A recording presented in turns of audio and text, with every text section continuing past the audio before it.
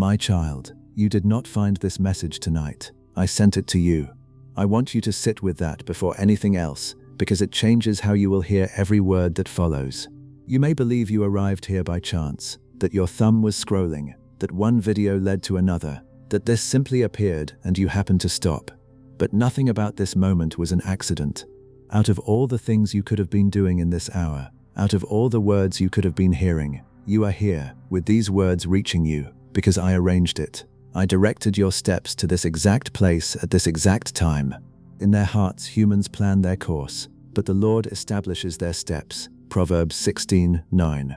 You did not stumble onto this. It was sent. The way a letter is addressed to one name and carried across great distance to land in one pair of hands, this word was addressed to you and carried through every turn of this evening to reach you now. A person's steps are directed by the Lord. How then can anyone understand their own way? Proverbs 20:24. You could not have understood, as you scrolled, that you were being led. But you were. Every moment that brought you to this pause was a moment I was guiding, quietly, toward this meeting between you and me. I know how the enemy of your soul wants you to hear this, as coincidence, as randomness, as one more thing in an endless feed that means nothing. He works hard to keep you believing that your life is unwatched, that no one is arranging anything on your behalf, that you are simply drifting through days no one is paying attention to. But he is a liar and the father of lies. John 8:44. The truth is the opposite of what he whispers. You are watched, you are known, and tonight you were specifically, deliberately, lovingly sought out, because I had something to say to you, and I made sure it would reach you. Place your hand over your heart for a moment, dear one, and let this settle into the place that has felt overlooked for so long. The God who set the stars in their courses and calls each one by name bent down tonight and directed a word to you.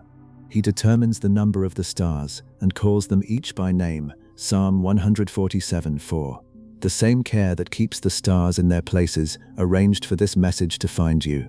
You are not too small for that kind of attention. You are precisely the one it was arranged for. This is how I have always worked, not in vague generalities broadcast to no one in particular, but in specific words sent to specific people at specific moments when the hearing of them would change everything. I sent an angel to a frightened girl in a small town. I sent a prophet across a kingdom to one widow. I sent a man down a particular road to find one searching traveler.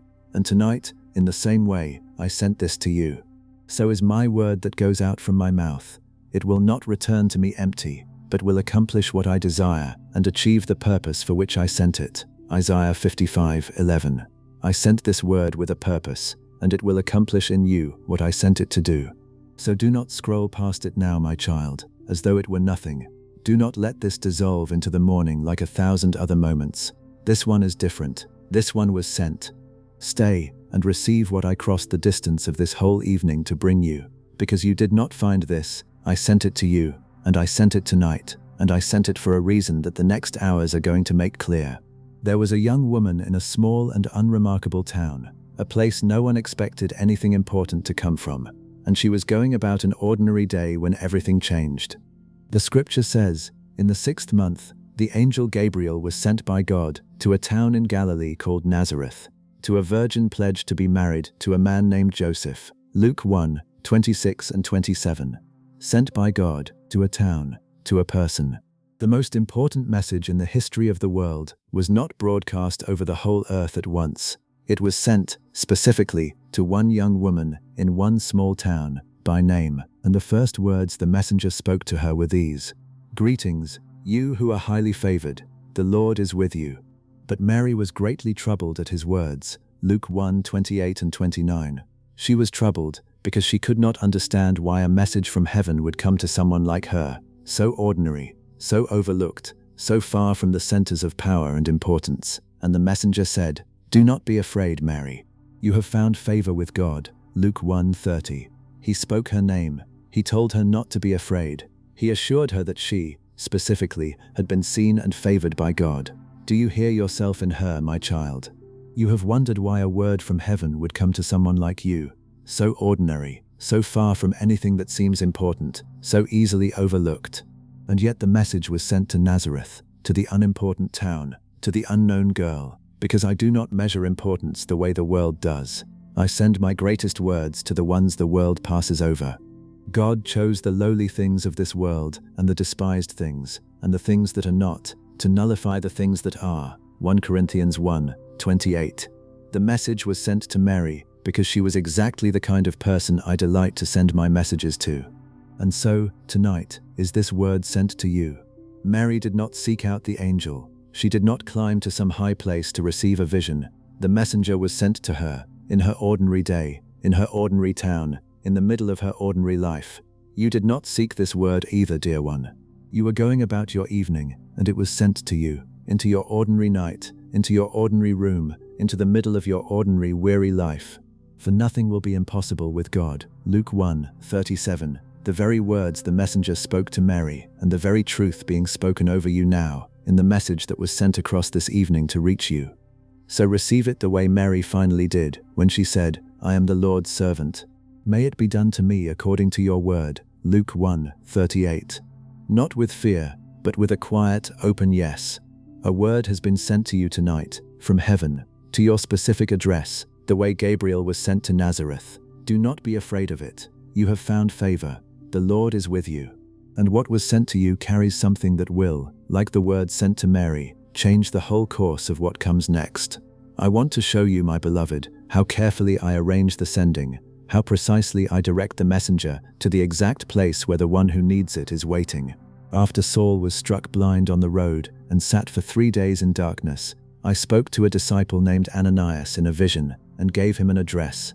Go to the house of Judas on Straight Street and ask for a man from Tarsus named Saul, for he is praying.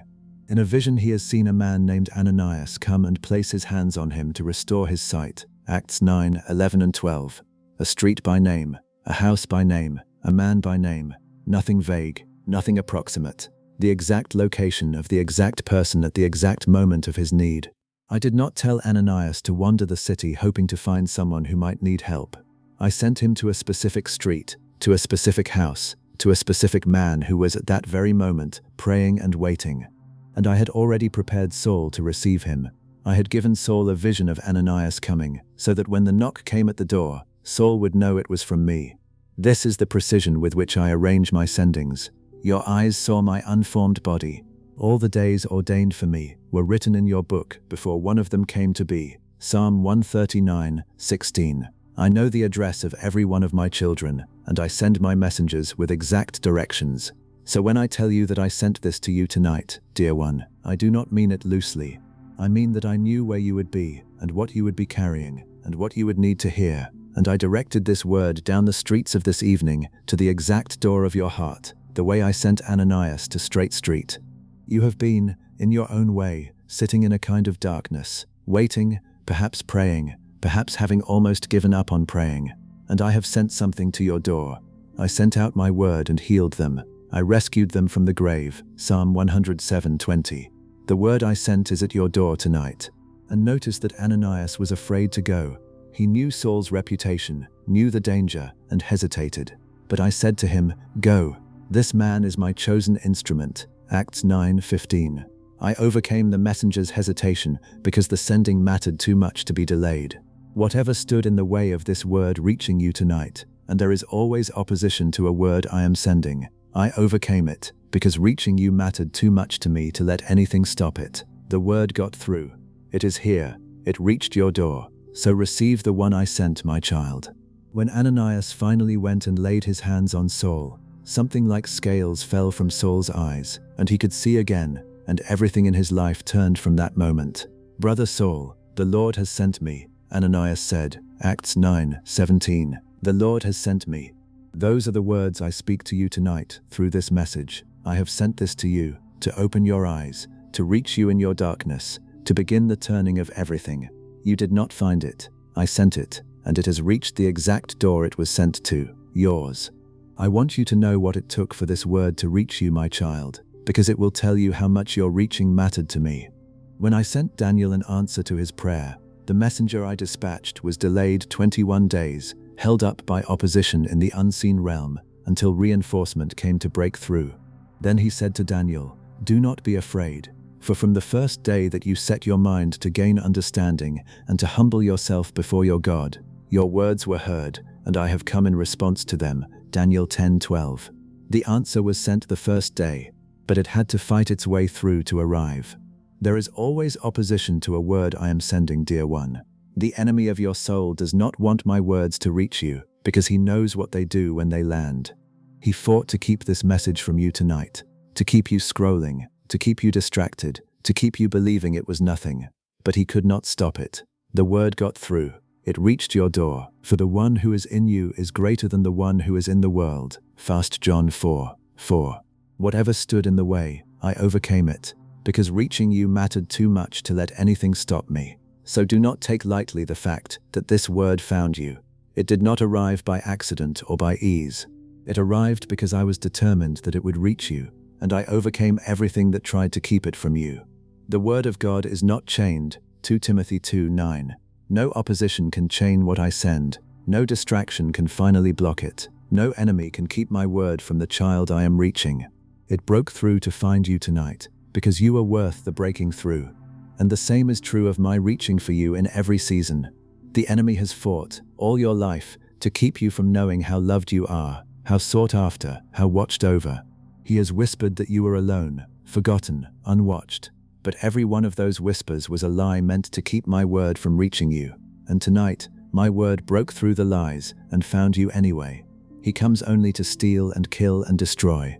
I have come that they may have life and have it to the full. John 10:10.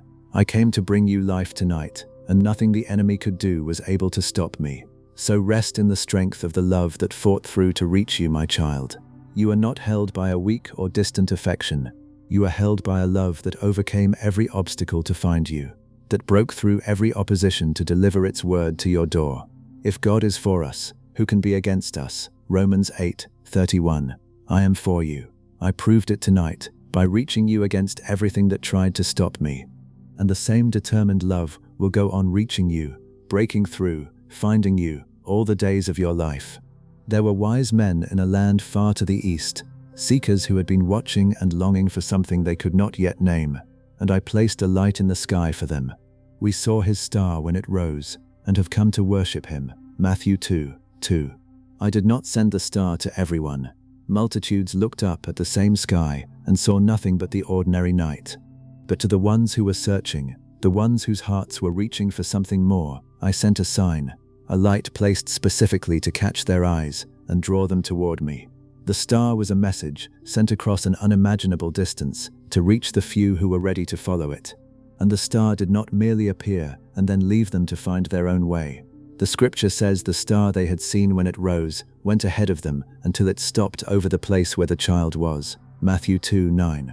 It led them, step by step, all the way to the exact place. It went ahead, it guided, it stopped precisely where they needed to arrive. This is what I do for the ones I am drawing to myself. I send a light, and then I lead them by it, all the way home. My child, this message tonight is your star. To the countless others scrolling past, it was nothing, an ordinary thing in an ordinary feed. But to you, the one whose heart has been searching, the one who has been longing for something you could not name, I sent it as a light, specifically placed to catch your eyes and draw you toward me. You will seek me and find me when you seek me with all your heart. Jeremiah 29:13. The longing you have carried, the searching that would not let you rest, that was the reaching of a heart I was preparing to send a star to. And tonight the star has risen for you. When the wise men saw that the star had stopped, they were overjoyed. Matthew 2:10. There was joy at the end of the following, the joy of seekers who had traveled far and finally arrived. And there is joy waiting for you too, at the end of the path this message is lighting. You have been traveling a long road, dear one, searching, wondering, sometimes despairing of ever arriving anywhere. But the star I sent tonight is going ahead of you, and it will lead you, and it will stop over the place where what you have been seeking is finally found. So follow the light I sent, my beloved. Do not dismiss it as an ordinary thing in an ordinary night. It was placed in your sky on purpose, to draw you, to lead you, to bring you to me. The light shines in the darkness, and the darkness has not overcome it. John 1:5. This light was sent for you, to the seeker, to the longing one, to the heart that has been reaching for more. Follow it home, it will go ahead of you, and it will not fail to bring you exactly where you were always meant to arrive. There was a day when even my prophet Elijah, exhausted and afraid, ran into the wilderness, sat down under a solitary broom tree, and prayed that he might die. He was at the very end of himself, drained, despairing, certain he could not go on. He lay down and fell asleep. And while he slept, I sent a messenger to him. All at once an angel touched him and said, "Get up and eat." He looked around, and there by his head was some bread baked over hot coals and a jar of water. 1 Kings 19:5 and 6. I did not send him a rebuke. I sent him bread and water and a gentle touch, exactly when he was too weary to ask for anything at all. And when he had eaten and lain down again, the angel came back a second time and touched him and said, "Get up and eat, for the journey is too great for you." 1 Kings 19:7. I knew the road ahead of him was more than he could face in his exhaustion, so I sent provision to strengthen him for it. The sending was tender, the sending was timed, the sending met him at the exact point of his despair, with exactly what his weary body and soul needed. Dear one, perhaps you have come to this night the way Elijah came to that broom tree, exhausted, at the end of yourself, wondering how you can possibly go on. And so I sent you something tonight, the way I sent the angel to Elijah, not a rebuke for your weariness, but bread for it. A gentle touch, a word that says, "Get up and eat, for the journey is too great for you to walk in your own strength, but you will not walk it in your own strength, because I am here, and I have sent what you need." He gives strength to the weary and increases the power of the weak. Isaiah 40:29. I did not wait for Elijah to pull himself together before I sent help. I came to him in his lowest moment, while he was still face down in his despair, and I fed him. That is how I love. While we were still weak, at just the right time, Christ died for us. Romans 5:6. I do not send my messengers only to the strong and the worthy. I send them to the exhausted, the despairing, the ones who have prayed that they might simply be done. And tonight I sent one to you, to meet you in your weariness with exactly what you need to go on. So receive the bread I sent, my child. Receive the gentle touch. Receive the strength for the journey that has felt too great. Strengthened by that food, Elijah traveled 40 days and nights to the mountain of God. 1 Kings 19:8. What I sent him sustained him far beyond what one meal should have. And what I sent you tonight will sustain you far beyond this night, strengthening you for the road ahead, carrying you further than you thought you could go, because it came from me, and it was sent in love to meet you exactly where you are. I want to show you, dear one, how I will use even the smallest and most unlikely messenger to carry a word to the one who needs it. There was a great commander named Naaman, powerful and respected, but stricken with a disease no one could cure. And the one who pointed him toward his healing was not a king or a prophet or anyone of importance. It was a young servant girl, captured from her homeland, with no status and no power, who served in his wife's household. She said to her mistress, "If only my master would see the prophet who is in Samaria, he would cure him of his leprosy." 2 Kings 5:3. One sentence from the lowliest person in the house set the whole miracle in motion. I had placed that girl in that house, at that time, with that knowledge, so that when the moment came, the word that Naaman needed would be there to reach him. She did not look like a messenger from God. She looked like a servant, a captive, a nobody. But she carried the word that turned a dying man toward his cure. God chose the weak things of the world to shame the strong. 1 Corinthians 1:27. I delight to send my most important messages through the most unlikely channels, so that when the healing comes, everyone will know it was from me and not from the impressiveness of the messenger. I tell you this, my child, because you may be tempted to dismiss the message I sent you tonight on account of how it came. It did not come through a burning bush or a voice from the sky. It came through ordinary words, on an ordinary screen, in an ordinary moment. And the enemy will whisper that something so ordinary could not possibly be from God. But you have just seen how I work. I sent a dying commander's cure through a captive servant girl. I am not above using the humble and the ordinary to carry my most important words. Do not despise the small thing through which a great word reaches you. Zechariah 4:10. The form the message took is not what matters. What matters is the one who sent it and the purpose for which it was sent. Naaman almost missed his healing because he despised the humble way it came. But the word was true, and the healing was real, and the moment he received it, his flesh was restored like that of a young child. I sent out my word and healed them. Psalm 107:20. The word I sent you tonight, through this humble and ordinary channel is no less from me and no less powerful than if it had come in fire and thunder. It carries my purpose, it carries my power, it carries my love for you. So do not let the ordinariness of how it came cause you to miss what was sent. The servant girl's sentence was the most important thing Naaman heard in his life, though it came from the least important person in his house. And this message, however ordinary it seems, may be the most important thing you hear in this season, because I sent it, and I sent it to you, and I sent it carrying exactly what you need. Receive it, my beloved, regardless of how humble the channel. The treasure is real, even in an ordinary vessel. We have this treasure in jars of clay to show that this all-surpassing power is from God and not from us. 2 Corinthians 4:7. When Moses was tending sheep in the back of the wilderness, far from anything important, a man who thought his best days were behind him, I reached him through a bush that burned and was not consumed, and the words I spoke from that fire are words I want you to hear tonight. I have indeed seen the misery of my people. I have heard them crying out, and I am concerned about their suffering. So I have come down to rescue them. Exodus 3:7 and 8. I have seen, I have heard, I have come down. That is the heart of every message I send. I did not send Moses a vague encouragement. I told him exactly what I had been doing while my people suffered and thought I had forgotten them.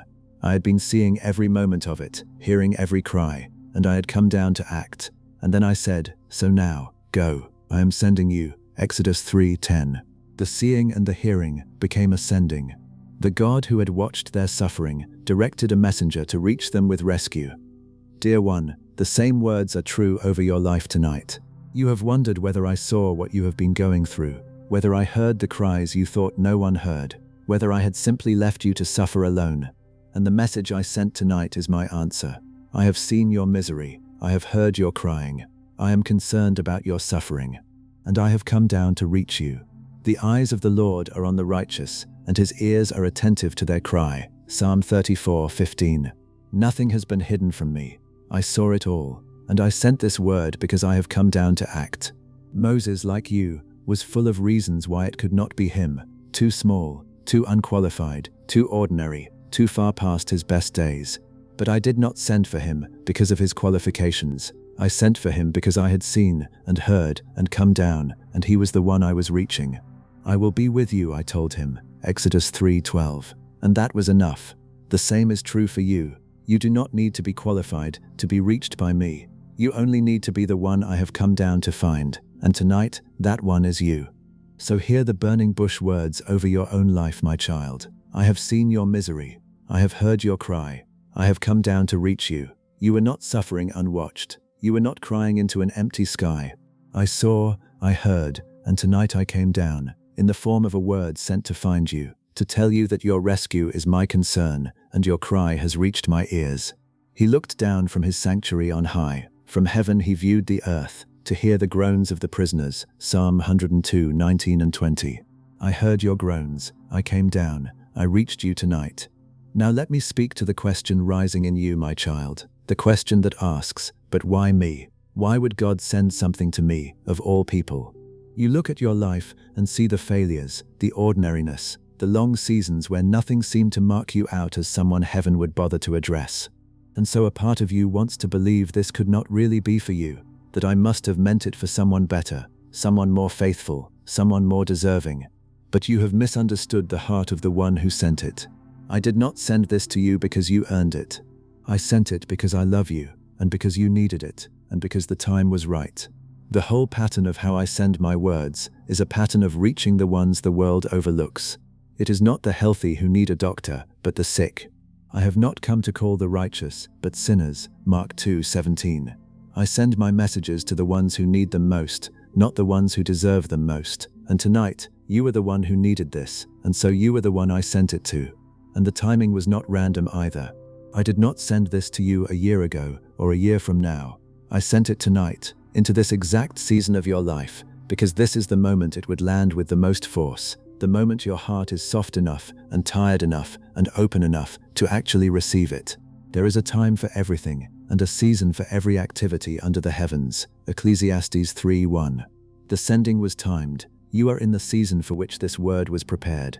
That is not coincidence, that is precision. Think of how many things had to align for this to reach you at exactly this moment. The state of your heart tonight, the weariness that made you pause, the particular ache you are carrying, the exact hour you happen to be looking. I arranged all of it, the way I arranged for Ananias to arrive at Straight Street precisely when Saul was praying. We know that in all things God works for the good of those who love him, who have been called according to his purpose. Romans 8:28. All things, even the small chain of moments that brought this word to your eyes, were working together, directed by me, to bring you to this meeting. So stop asking why you, as though you were unworthy of being sent to. The very fact that it reached you is the proof that you were the intended one. I do not misdeliver my words. They go where I send them, and this one came to you. Before they call, I will answer. While they are still speaking, I will hear. Isaiah 65:24. I knew your need before you could put it into words, and I sent the answer ahead, timed to arrive tonight. You are not an accident of the algorithm. You are the addressee. This was sent to you, on purpose, in love, at exactly the right time. I want you to understand that the timing of this sending was as deliberate as the sending itself, my child. I did not reach you a moment too early or a moment too late. I reached you now, in this exact season, because this is the appointed time, the moment when your heart is ready, when the soil is soft, when the word will land with the most force. You have heard it said, at just the right time, while we were still powerless, Christ died for the ungodly. Romans 5:6. At just the right time. I move at the right time, and tonight is the right time for you. Think of how often I have acted at the exact appointed moment in the lives of those I love. I came to Abraham and Sarah when they were far past hope, at the precise time appointed. I will return to you at the appointed time next year, and Sarah will have a son. Genesis 18:14. I sent my son into the world not early and not late, but in the fullness of time. When the set time had fully come, God sent his son. Galatians 4:4. I am a God of appointed times, of right moments, of perfect timing. And the message I sent you tonight arrived in your appointed moment. You may have wished I had reached you sooner. There were seasons, perhaps, when you longed to hear from me, and the heavens seemed silent, and you wondered why I did not send a word then. But I see what you cannot see, the whole of your life, the readiness of your heart, the exact moment when a word would not merely be heard, but would take root and change you. He has made everything beautiful in its time. Ecclesiastes 3:11. The timing of this message is part of its beauty. It came when it could do the most, when you were ready to receive it most deeply. So do not waste this moment by wishing it had come at another time. This is the time. This is your appointed hour. The God who sees the whole of your life chose tonight, of all nights, to reach you, and his timing is never wrong. Now is the time of God's favor. Now is the day of salvation. 2 Corinthians 6:2. Now, tonight. This is the moment I appointed for this word to reach you, and it has reached you, exactly on time. And because the timing was appointed, you can trust that everything else about your life is timed by the same wisdom. The God who knew the exact right moment to send this word knows the exact right moment for everything else you are waiting on. Your times are in his hands. My times are in your hands. Psalm 31:15. The same precision that brought this message to you tonight is at work over every other thing you have been waiting for, timing each one to its perfect moment. Trust the one whose timing is never early and never late. There was a man named Jacob, fleeing alone through the wilderness, who stopped one night in an ordinary place with a stone for a pillow, certain he was utterly alone in the dark. And while he slept, I came to him. I opened the heavens. I showed him a ladder reaching from earth to sky. And I spoke a promise over him. I am with you and will watch over you wherever you go. Genesis 28:15. He had no idea, when he lay down, that the God of heaven would reach him in that lonely place. He thought he was nowhere, alone, forgotten, and I met him there. When he woke, Jacob said something I want you to hear tonight. Surely the Lord is in this place, and I was not aware of it. Genesis 28:16. He had been in my presence the whole time and did not know it. I had been near, reaching, watching, even when he felt most alone and most forgotten. And the place he thought was nowhere, he renamed Bethel, the house of God, because he discovered that I had been there all along. Dear one, you are like Jacob tonight. You lay down believing this was an ordinary night in an ordinary place, that you were alone, that no one was near. And here I am, reaching you the way I reached him. opening the heavens over your ordinary place, sending a word down the ladder to find you, speaking the same promise, I am with you and will watch over you wherever you go. Surely the Lord is in this place, and perhaps you were not aware of it. But I am here, I have been here, and tonight you know it. The place you are in right now, this room, this night, this ordinary moment, is not nowhere. It is the house of God, because I am in it, reaching you. How awesome is this place? This is none other than the house of God. This is the gate of heaven. Genesis 28:17. The gate of heaven opened over Jacob's lonely stopping place, and it has opened over yours tonight, because I came to find you here. You were never as alone in this place as you believed. I was here the whole time, and tonight I sent the proof. So let the loneliness of your ordinary place be transformed, the way Jacob's was, by the knowledge that I am in it. You are not in nowhere. You are in the house of God, met by the God of heaven, reached by a word sent down to find you. I will not leave you until I have done what I have promised you. Genesis 28:15. I made Jacob that promise in his lonely place, and I make it to you in yours. I am with you. I am here, and I will not leave you until everything I have promised is done. Now you may be wondering what the message is, what I crossed the distance of this evening to say to you. And here is the heart of it, the thing I sent this word to tell you. You are not alone, you are not forgotten, and I have not given up on you. Those may sound like simple words, but they are the very words your soul has been starving to hear. And I sent them tonight because you needed to hear them from me, directly, addressed to you. I have loved you with an everlasting love. I have drawn you with unfailing kindness. Jeremiah 31:3. That is the message. That is what was sent. I sent this to tell you that the season you thought you were facing alone, you were never facing alone. I have been with you in every part of it, the parts no one saw, the parts you could not speak of, the nights you cried and thought no one heard. Never will I leave you, nor forsake you. Hebrews 13:5. You have felt forsaken, and I sent this word to correct that lie, to tell you in plain words that you have been accompanied the whole time by a God who never once looked away from you. And I sent this to tell you that I see exactly where you are, and I am not disappointed in you, and I am not finished with you. You have feared that your failures had used up my patience, that you had wandered too far or fallen too often to still be wanted. But I sent this word precisely to find you in that fear and to tell you the truth. I am not done. Being confident of this, that he who began a good work in you will carry it on to completion. Philippians 1:6. I sent this to tell you that the work I began in you is still being carried on, that your story is not over, that what looks like an ending is not the ending I have written, and I sent this to tell you that what is ahead of you is good, even when you cannot see it. The future you have been dreading is held in my hands, and my plans for you are good. For I know the plans I have for you, declares the Lord, plans to prosper you and not to harm you, plans to give you hope and a future. Jeremiah 29:11.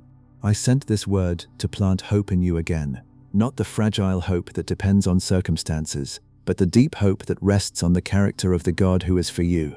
That is what was sent across this evening to reach you tonight. So receive the message, my child, not just the fact of it. Let the actual words land. You are not alone. You are not forgotten. You are loved. I am not finished with you. Your future is good. These are not generic comforts. They are the specific contents of a word I sent specifically to you, because I knew these were the exact truths your specific heart needed to hear tonight. The grass withers and the flowers fall, but the word of our God endures forever. Isaiah 40:8. This word will endure in you. Let it in. It was sent with a purpose, and the purpose is to reach the deepest, most weary, most overlooked place in you and tell it that it is seen and held and loved. And understand, my child, that the word I sent is not a dead thing, not mere ink and letters. It is alive. For the word of God is alive and active. Sharper than any double-edged sword, it penetrates even to dividing soul and spirit, joints and marrow. It judges the thoughts and attitudes of the heart. Hebrews 4:12. The word I sent tonight is living, and because it is living, it knew exactly where to go in you, past the surface, past the defenses, all the way down to the deepest place, the place no one else can reach, the place where you most needed to be touched. That is why this message landed differently than ordinary words. You may have read 1,000 things tonight, but this one reached somewhere the others could not. because it was alive, and I sent it to find the exact place in you that needed it. The word is very near you. It is in your mouth and in your heart, so that you may obey it. Deuteronomy 30:14. The word I sent is near you now, not far off, not abstract, but in your heart, already at work in the deep place it was sent to reach. You did not have to dig for its meaning or strain to apply it. Being alive, it found its own way to where it belonged in you. The way water finds the lowest place, the way light finds the dark corners. The unfolding of your words gives light. It gives understanding to the simple. Psalm 119:130. The word I sent gave light to the place in you that had been dark, understanding to the place that had been confused, comfort to the place that had been aching. It knew where to go. It is alive, and it went there. So trust what the living word is doing in you, even in the places you cannot consciously feel it working. It is alive, and it is active, and it is reaching deeper than your awareness, into the foundations of who you are, healing and softening and rebuilding from the inside. My word that goes out from my mouth will not return to me empty, but will accomplish what I desire. Isaiah 55:11. The living word I sent is accomplishing its purpose in you right now, in the deep places, whether you can feel it or not. This is the wonder of what I sent you tonight, dear one. Not a dead message to be heard and forgotten, but a living word that entered you and is even now at work in the deepest part of you, doing what only a living word from God can do. Receive it as the living thing it is. Let it keep working. It is alive, it is in you, and it will accomplish everything I sent it to accomplish. I want to warn you gently about something, dear one, because it is the great danger of this hour. The danger is not that you will reject the message outright. The danger is that you will receive it lightly, that you will feel something for a moment, nod, and then let it slip away by morning, treating a word I sent across heaven and earth as though it were just another passing thing. Do not let that happen tonight. We must pay the most careful attention to what we have heard, so that we do not drift away. Hebrews 2:1. The drifting is the danger. Hold on to what was sent. When I send a word, I do not send it to be heard and forgotten. I send it to take root, to grow, to bear fruit in the life of the one who receives it. The one who received the seed that fell on good soil is the one who hears the word and understands it, who indeed bears fruit. Matthew 13:23. I am asking you tonight to be good soil, not the hardened path where the word cannot sink in, not the shallow ground where it springs up and quickly withers, but the deep receptive soil where what I sent can take root and grow. Let this word go deep. Let it change something. Do not let it merely pass over the surface of you. This means more than feeling moved. It means believing what was sent and letting it reshape how you see your life. When the message says you are not alone, let it actually change the way you face tomorrow. When it says you are not forgotten, let it actually heal the place that felt overlooked. Do not merely listen to the word and so deceive yourselves. Do what it says. James 1:22. The word I sent is meant to be lived in, not just heard. Let it become the new ground you stand on. And guard it, my child, because not everything will want you to keep it. The same enemy who tried to convince you this was mere coincidence will try, by morning, to convince you it meant nothing. He comes to snatch away the word that was sown before it can take root. As soon as they hear it, Satan comes and takes away the word that was sown in them. Mark 4:15. So guard what was sent to you. Write it on your heart. Return to it. Refuse to let it be stolen. It cost me something to send it. Do not let it be carried off before it has done its work in you. So receive this deeply, my beloved, and hold it fast. Let it not be one more thing you felt and forgot, but a word you took in and kept and built your life upon. Therefore, everyone who hears these words of mine and puts them into practice is like a wise man who built his house on the rock. Matthew 7:24. Build on what was sent to you tonight. Let it be a foundation, not a passing feeling. I sent it to last, to hold you, to be there for you long after this night is over. Receive it as the lasting thing it is. And here is something that will steady you about the word I sent.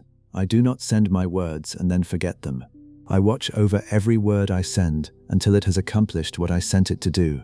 When I called my prophet Jeremiah, I showed him a vision and said, "You have seen correctly, for I am watching over my word to perform it." Jeremiah 1:12. I am watching over my word, the word I sent to you tonight, to perform it, to bring it to pass, to see it accomplished in your life the purpose for which I sent it. So this message is not a wish that may or may not come true. It is a word I am actively watching over, guarding, bringing to fulfillment. So is my word that goes out from my mouth. It will not return to me empty, but will accomplish what I desire and achieve the purpose for which I sent it. Isaiah 55:11. It will not return empty. What I sent to tell you tonight, that you are sought, that you are not alone, that you are loved, that I am not finished with you. I am watching over to perform. It will accomplish its purpose in you. You can rest then, knowing that the truth I sent is not fragile, not dependent on your ability to hold on to it perfectly. I am the one holding it. I am the one watching over it. I am the one who will see it through to its fulfillment in your life. Heaven and earth will pass away, but my words will never pass away. Matthew 24:35. The word I sent you tonight will outlast the stars. It will not fail. It will do what I sent it to do. So even on the days you forget it, even on the mornings the old doubt returns, the word does not stop working, because I am watching over it, not you. The seed I planted tonight will grow, whether you tend it perfectly or not, because the one who planted it is the one who makes it grow. He who began a good work in you will carry it on to completion until the day of Christ Jesus. Philippians 1:6. The completion is mine to bring about. The word is mine to perform. Rest in that. This is the security of every word I send, my child. It carries my own commitment to fulfill it. I am not a God who speaks and then fails to act. God is not human, that he should lie, nor a son of man, that he should change his mind. Does he speak and then not act? Does he promise and not fulfill? Numbers 23:19. I have spoken to you tonight. I will act. I have sent this word. I will perform it.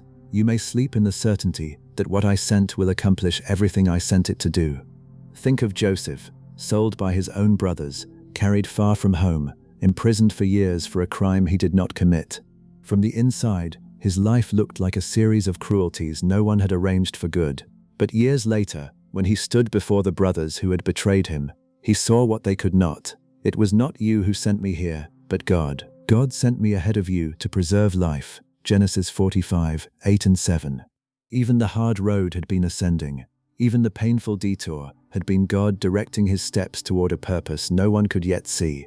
I tell you this, dear one, because the message I sent you tonight is not the only thing I have been sending.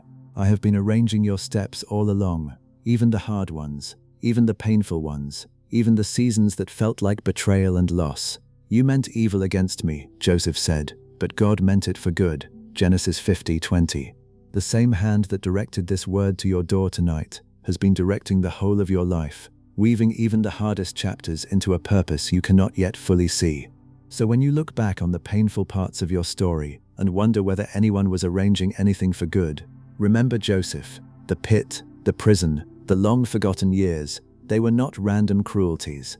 They were ascending, a positioning, a preparing, by a God who works all things together for good.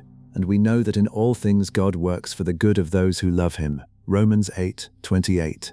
Even the things that broke you, even the roads you would never have chosen, I was in them, directing, the way I directed this message to you tonight. You may not understand your own story yet. Joseph did not understand his for many years, but the not understanding does not mean no one is arranging it. It means you are still inside the story, where the pattern cannot yet be seen. As for you, you thought evil against me, but God arranged it for good, to accomplish what is now being done. Genesis 50:20.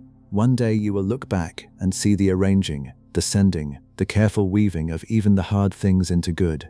And on that day, this night will be part of the pattern. The night I sent a word to find you, and began to show you that your life was being directed all along.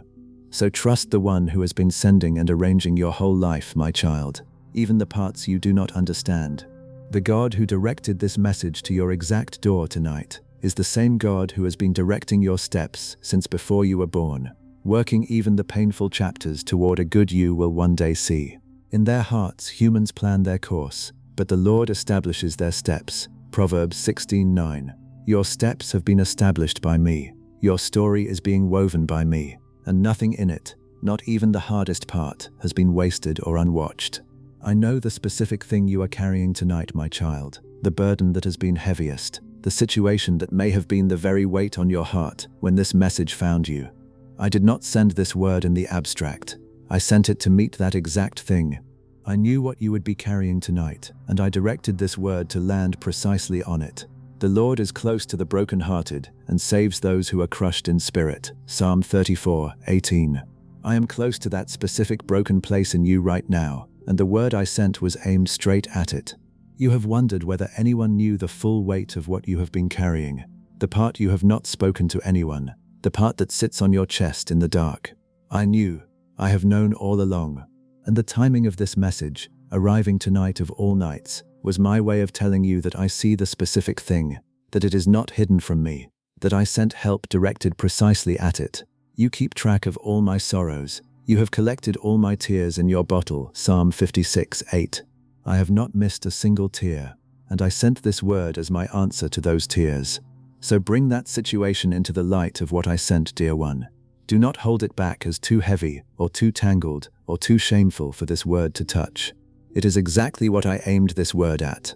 Cast all your anxiety on him, because he cares for you. 1 Peter 5:7. Hand me the weight of it as you receive what I sent, and let the message do its work in the very place that has been crushing you. I sent it there on purpose. It belongs there. Let it land. And do not be afraid that your situation is beyond what even a word from me can reach. You have looked at it from inside your own strength and concluded there is no way through. But I am the God who makes a way where there is none. I am making a way in the wilderness and streams in the wasteland. Isaiah 43:19. The very situation you have written off as hopeless is the place I most want to show you that I am real and near and able. Is anything too hard for the Lord? Genesis 18:14. Nothing is too hard for me, not even the thing that has felt impossible to you for so long. So let the word I sent enter that exact place tonight, my beloved. I did not direct it across this whole evening to give you a vague good feeling. I sent it to reach the specific need, to touch the specific wound, to begin the specific work that your specific situation requires. He sent out his word and healed them. He rescued them from the grave. Psalm 107:20. The word I sent has healing in it for the very thing you carry. Receive it there. Let it begin its work in the place you most need me. That is exactly where I aimed it. I want you to understand what the very act of sending this proves about who you are to me, dear one. I do not send words to people who do not matter to me. The fact that I directed this across the whole of this evening to reach you is itself the proof that you are precious to me, watched by me, treasured by me. You have wondered whether you matter to anyone, whether your life is of any consequence in a world so vast. And the answer is here, in the very thing you are reading. I went to the trouble of sending this to you, because you matter to me beyond your understanding. You are precious and honored in my sight, and I love you. Isaiah 43:4. You are not a face lost in a crowd of billions.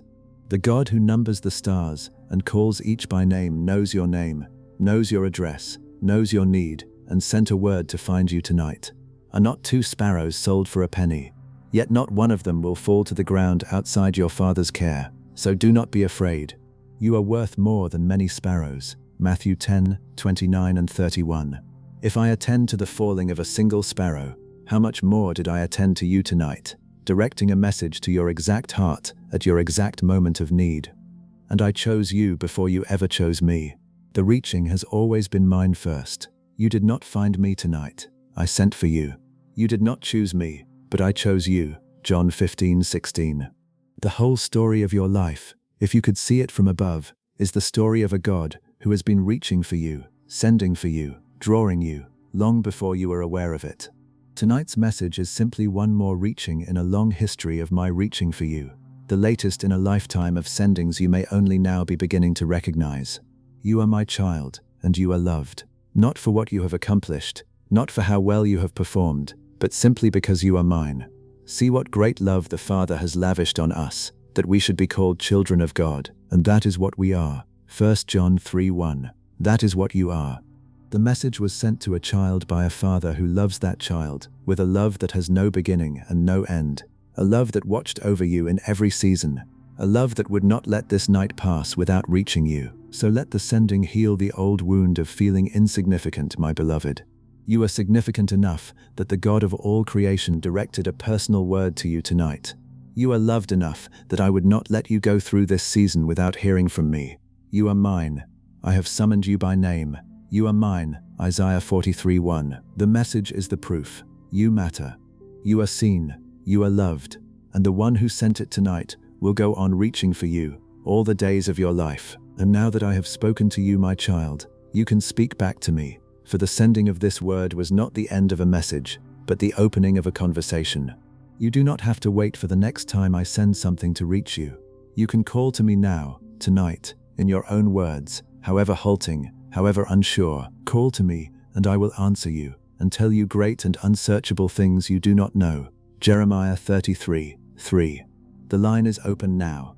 The God who reached you tonight is listening for your voice. You have perhaps believed that prayer was speaking into an empty sky, that no one was on the other end. But tonight you have proof that I am near, that I hear, that I reach back. So speak to me. Tell me what you have been carrying. Tell me the things you have told no one. I already know them, but I long to hear them from you, because that is what closeness is. Cast all your anxiety on him, because he cares for you. 1 Peter 5:7. Pour it all out to the one who sought you out. There is nothing too small to bring me, and nothing too large. And you do not need the right words. You do not need eloquence or a formula. You only need to turn your heart toward me and speak honestly, the way a child speaks to a father. The Lord is near to all who call on him, to all who call on him in truth. Psalm 145:18. In truth, not in perfect words, but in honesty. Bring me your real heart tonight, your real fears, your real longings, and you will find that I am as near to your speaking as I was to my own sending. The conversation goes both ways now. This is the relationship I sought you out for, dear one. Not a one-time message, but a lifelong closeness, a back and forth of speaking and listening, of my reaching for you and your reaching back for me. Draw near to God, and he will draw near to you. James 4:8. Every time you turn to me, you will find me already turned toward you. Every time you call, you will find me already listening. The God who spoke to you tonight wants to hear you speak every day for the rest of your life. So before you sleep, my child, you might simply say to me, in the quiet of your own heart, whatever you most need to say. I am here, I am listening. I sought you out so that we could be close like this.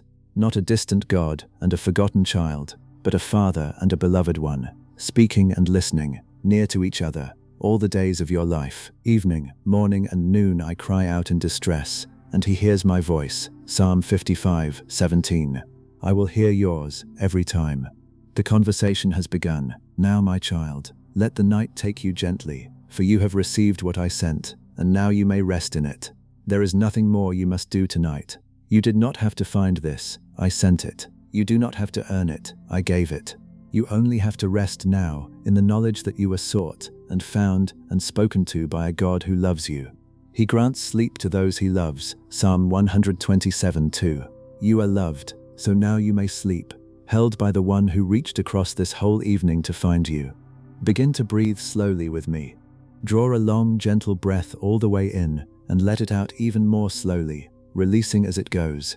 The breath in your body is itself a gift I have given you. I formed you and breathed into you the breath of life. Genesis 2:7. And I have kept that breath going through every day of your life, even the days you forgot me.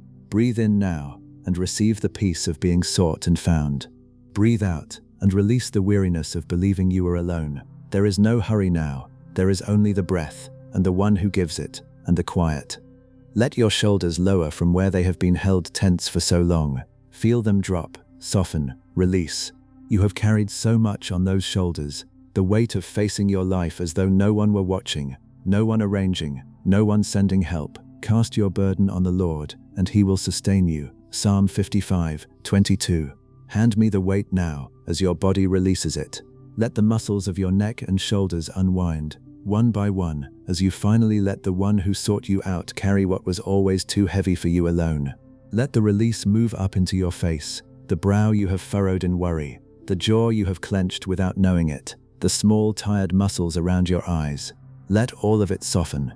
You do not have to hold anything together tonight. Be still and know that I am God. Psalm 46:10. Be still now. Let your face become smooth and untroubled. the face of a child who has just learned she was sought and found and is deeply loved, resting in the certainty that the one who sent for her is near. Let the warmth of that rest flow down through your chest, into the place that has felt most alone, most overlooked, most unsought. Let that place soften now. I am near to the broken-hearted, Psalm 34:18, and my hand is resting over that deep place in you tonight, the place that believed no one was reaching for it, and tonight it has been reached. Feel the loneliness easing. Feel the long ache of feeling forgotten beginning to heal under the truth that you were sought out and sent for. You are not alone. You never were. And tonight you have the proof. Rest in it. Let the rest flow down through your arms, all the way to your hands, the hands that have worked so hard, held so tightly, tried to manage everything alone.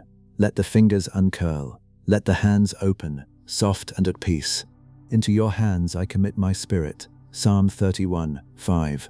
Let your open hands tonight be the sign of a soul that has stopped striving and started resting, that has received what was sent and now lets itself be held. You can stop gripping now. The one who sent for you is holding everything you are carrying. Let the heaviness of rest sink down through your back, supported and held, and into your legs, growing warm and heavy, and all the way down to your feet. The feet that have walked so many hard miles, that carried you through this very evening to the moment this word reached you. Let them be still now. How beautiful on the mountains are the feet of those who bring good news, Isaiah 52:7. Good news reached you tonight. The walking has brought you here, to the place where you were sought and found. Let your feet rest now. You have arrived. Now your whole body is heavy and still and at peace. And as you drift towards sleep, let me lay the truths of tonight over you, like a warm covering, one by one, to sleep inside of.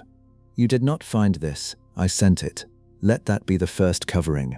You were not drifting unwatched through an endless feed. You were sought and found and sent for. So is my word that goes out from my mouth. It will not return to me empty. Isaiah 55:11. Sleep inside that. You are reached on purpose tonight. You are not alone. Let that be the second covering. The season you thought you faced by yourself, I was in the whole time, and tonight I sent the proof. Never will I leave you nor forsake you. Hebrews 13:5.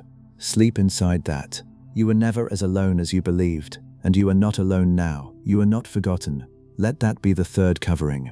The God who numbers the stars directed a word to your exact heart tonight. Can a mother forget the baby at her breast? Though she may forget, I will not forget you. Isaiah 49:15. Sleep inside that. You have not slipped from my sight. You are remembered tonight, and you are remembered now. You are loved, and I am not finished with you. Let that be the final covering, the one closest to your skin. The message was sent by a Father who loves you and is still writing your story. He who began a good work in you will carry it on to completion. Philippians 1:6. Sleep inside that, dear one. You are loved. The work in you is not over, and the one who sent for you tonight will be with you through all of it. Be still and know that I am God. Psalm 46:10. Be still now. Let the striving of your mind grow quiet. Let the long belief that no one was watching finally rest. Be still and know, not work to understand, just know, the way a child knows it is safe in its father's house, that I am God, that I sought you out, that I sent for you, and that the one who reached you tonight is holding you and will not let you go.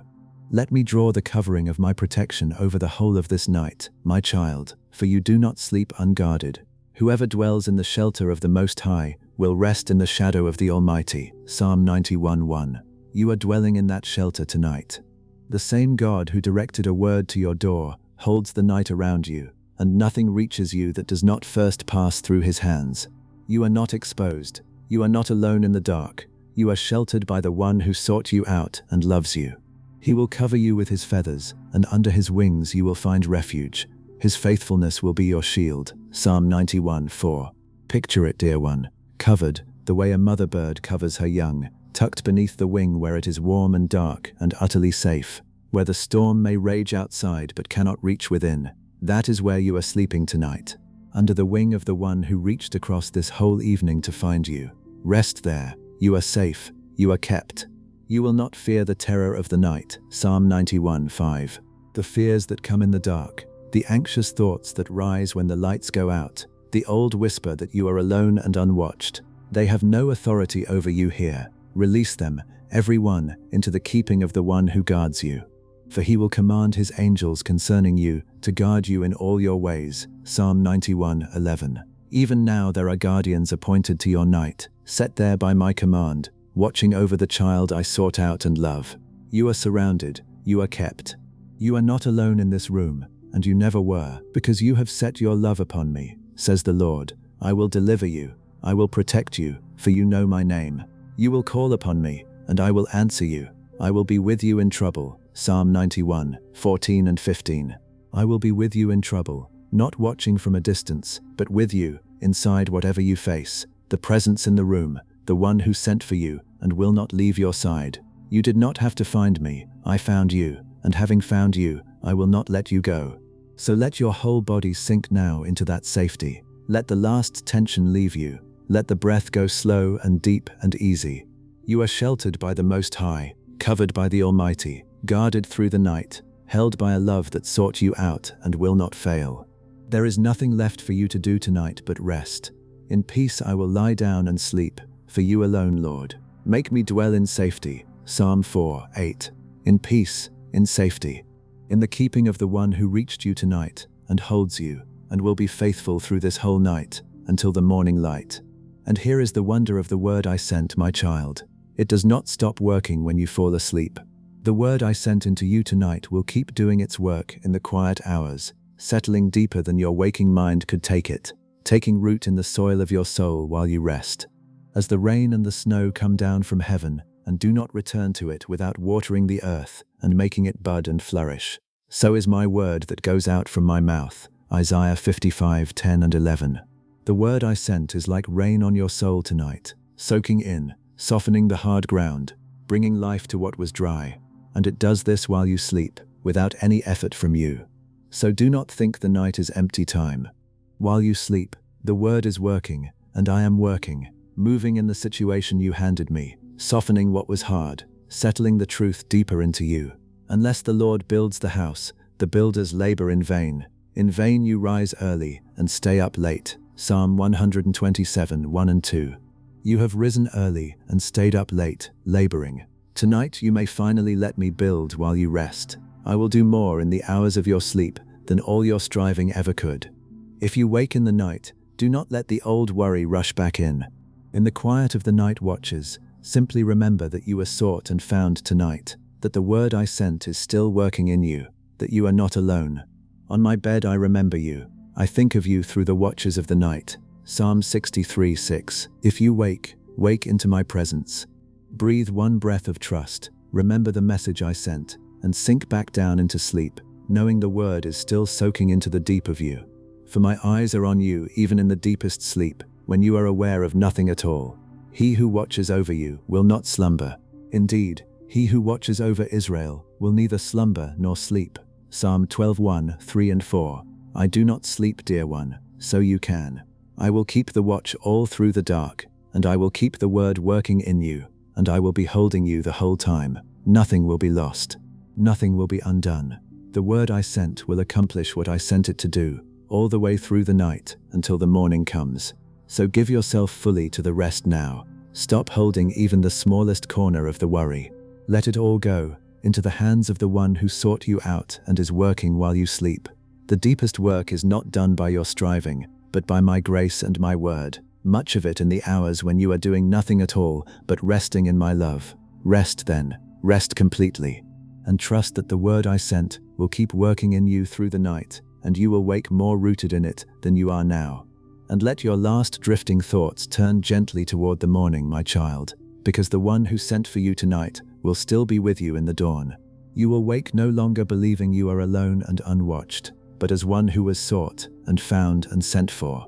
His compassions never fail. They are new every morning. Great is your faithfulness. Lamentations 3:22 and 23.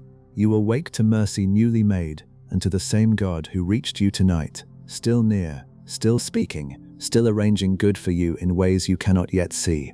So wake gently tomorrow, dear one, and listen, because the God who sent this word tonight loves to keep speaking to the one who has learned to listen. The reaching does not end with one message. I will go on sending words into your life, in the quiet, through the people and the moments and the small graces I arrange around you. My sheep listen to my voice. I know them, and they follow me. John 10:27. You have heard my voice tonight. Now you can keep listening for it every day, and you will hear it more and more, because the God who sought you out is not going silent now. And do not let the morning steal what the night has given.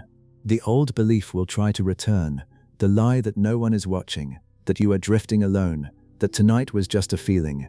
But you know now that you were sought and found. Return to that truth each morning. Hold it fast. We must pay the most careful attention to what we have heard, so that we do not drift away. Hebrews 2:1. Do not drift from what was sent to you. Begin each day remembering, I was sought, I was found, I am not alone, I am loved. This is the day the Lord has made. We will rejoice and be glad in it. Psalm 118:24. Each new day is a gift from the one who sought you out, and each one carries his continued nearness and his continued reaching.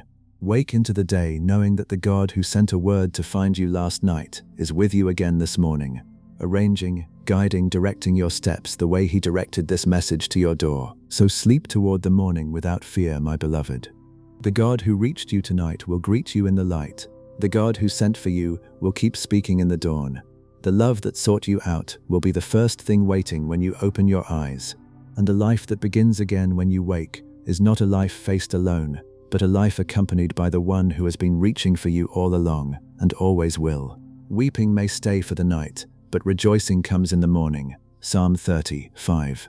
Sleep now and wake to new mercies and to the continued nearness of the one who sought you out tonight.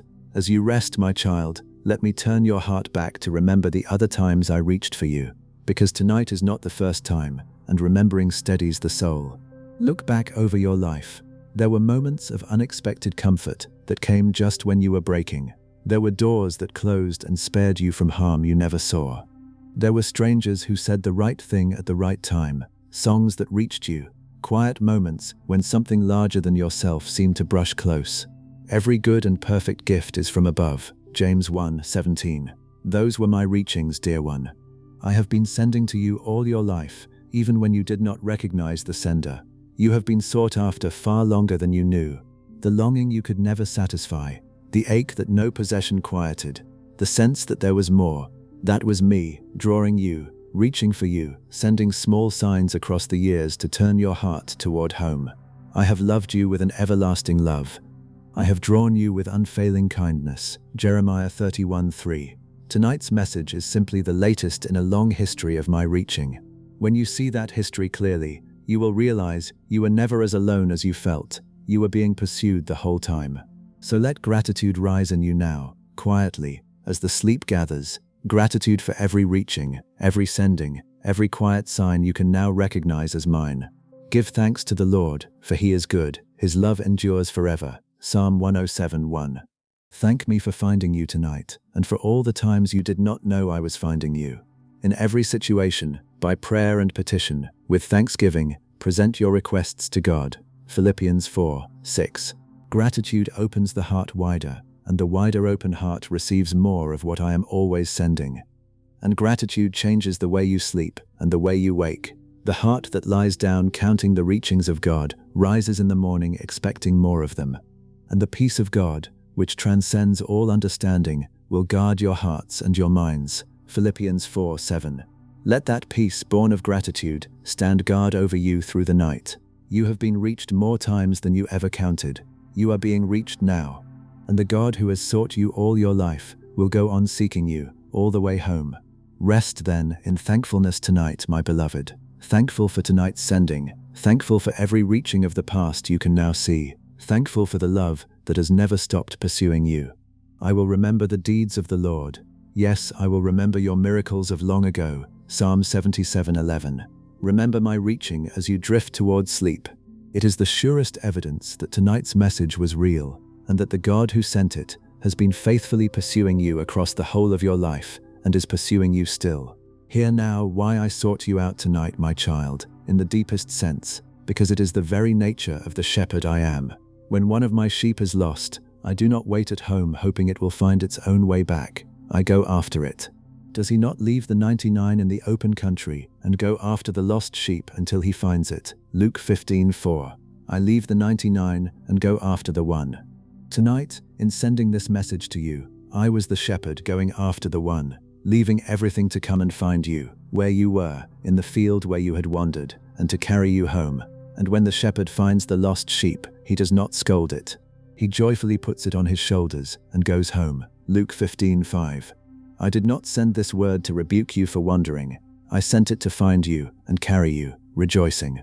There is joy in heaven tonight over one who was sought and found, and the joy is mine, the joy of the shepherd who would not rest until the lost one was reached. You are that one tonight, and the reaching was full of joy, not anger, full of love, not disappointment. The Lord is my shepherd. I lack nothing. He makes me lie down in green pastures. He leads me beside quiet waters. He refreshes my soul. Psalm 23, 1-3. The shepherd who sought you out tonight is the same shepherd who will now lead you, feed you, refresh you, all the days of your life.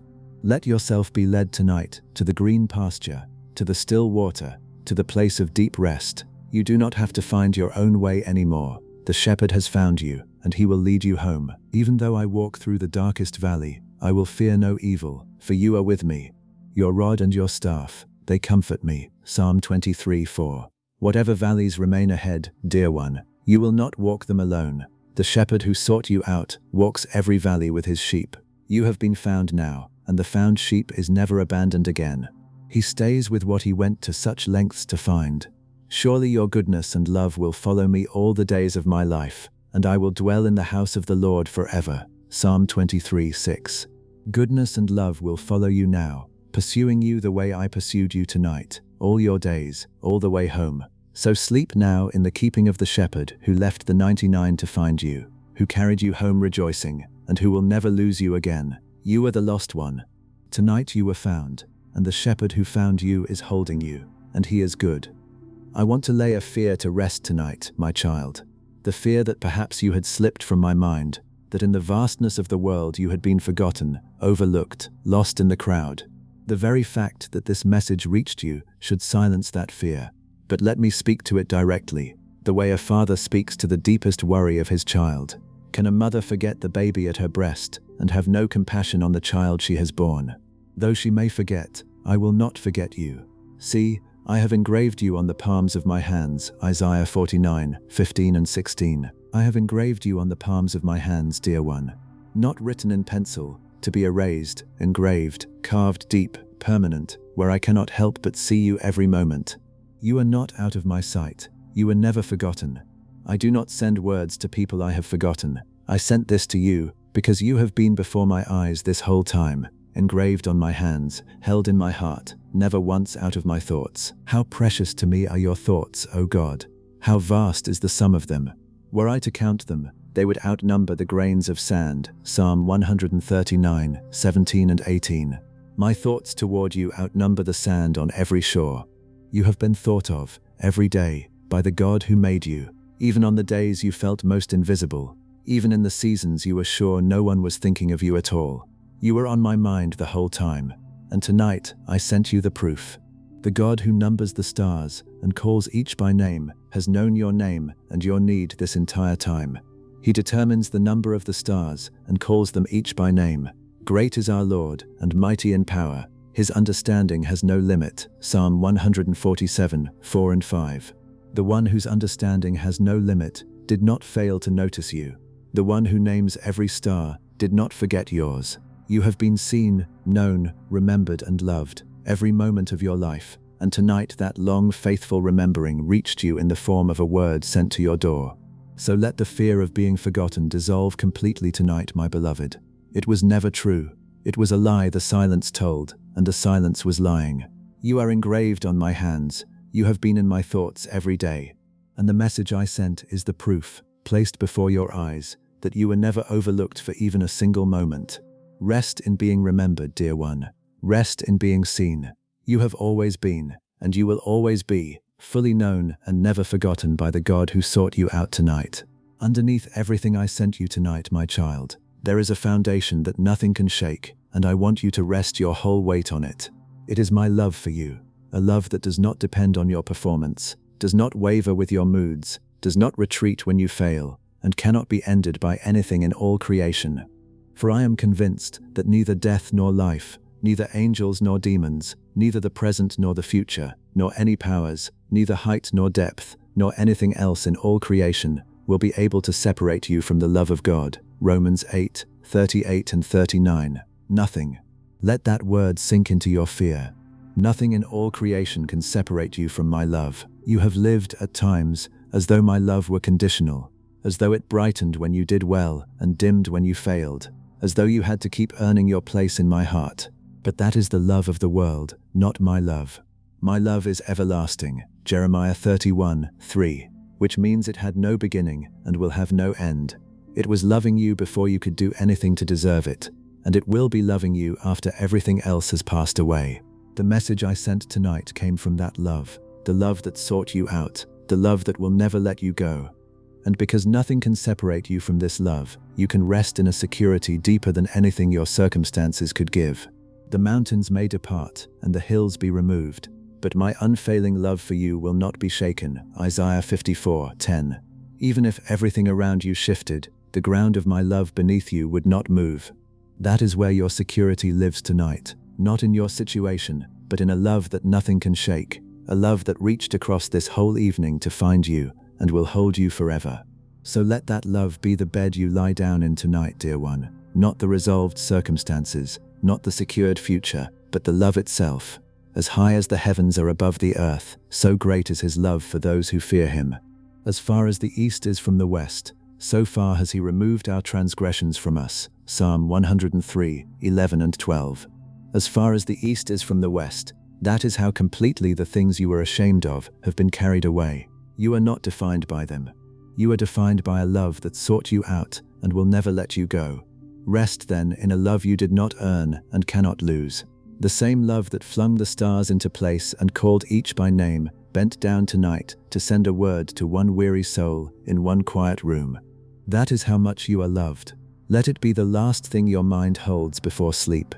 I am loved, completely and forever, by the one who sought me out tonight, and nothing in all creation can ever separate me from that love. Let the sleep come deeper now, my child, and let your mind, which has worked so hard for so long, finally lay down its labor. Your mind has tried to figure everything out, to control what it could not control, to carry what was never meant to be carried alone. But tonight you have learned that you are watched over, sought after, sent for, and a mind that knows it is watched over can finally rest. You will keep in perfect peace those whose minds are stayed on you, because they trust in you. Isaiah 26:3. Let your mind stay on me now, gently, not straining, just resting, the way a tired child's gaze rests on a parent's face. Let each breath grow slower than the one before. Let the thoughts that rise simply drift past, like clouds you do not have to follow. You do not have to finish any thought tonight. You do not have to solve, or plan, or manage.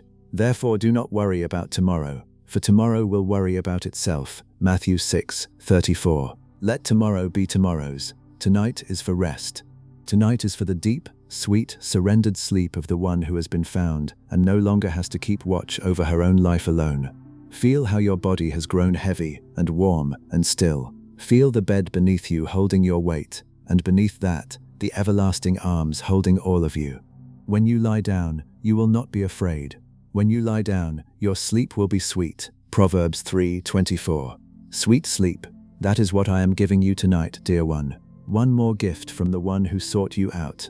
Not the thin and anxious sleep of one who feels alone, but the deep, sweet, untroubled sleep of one who knows she is watched over by a God who never sleeps.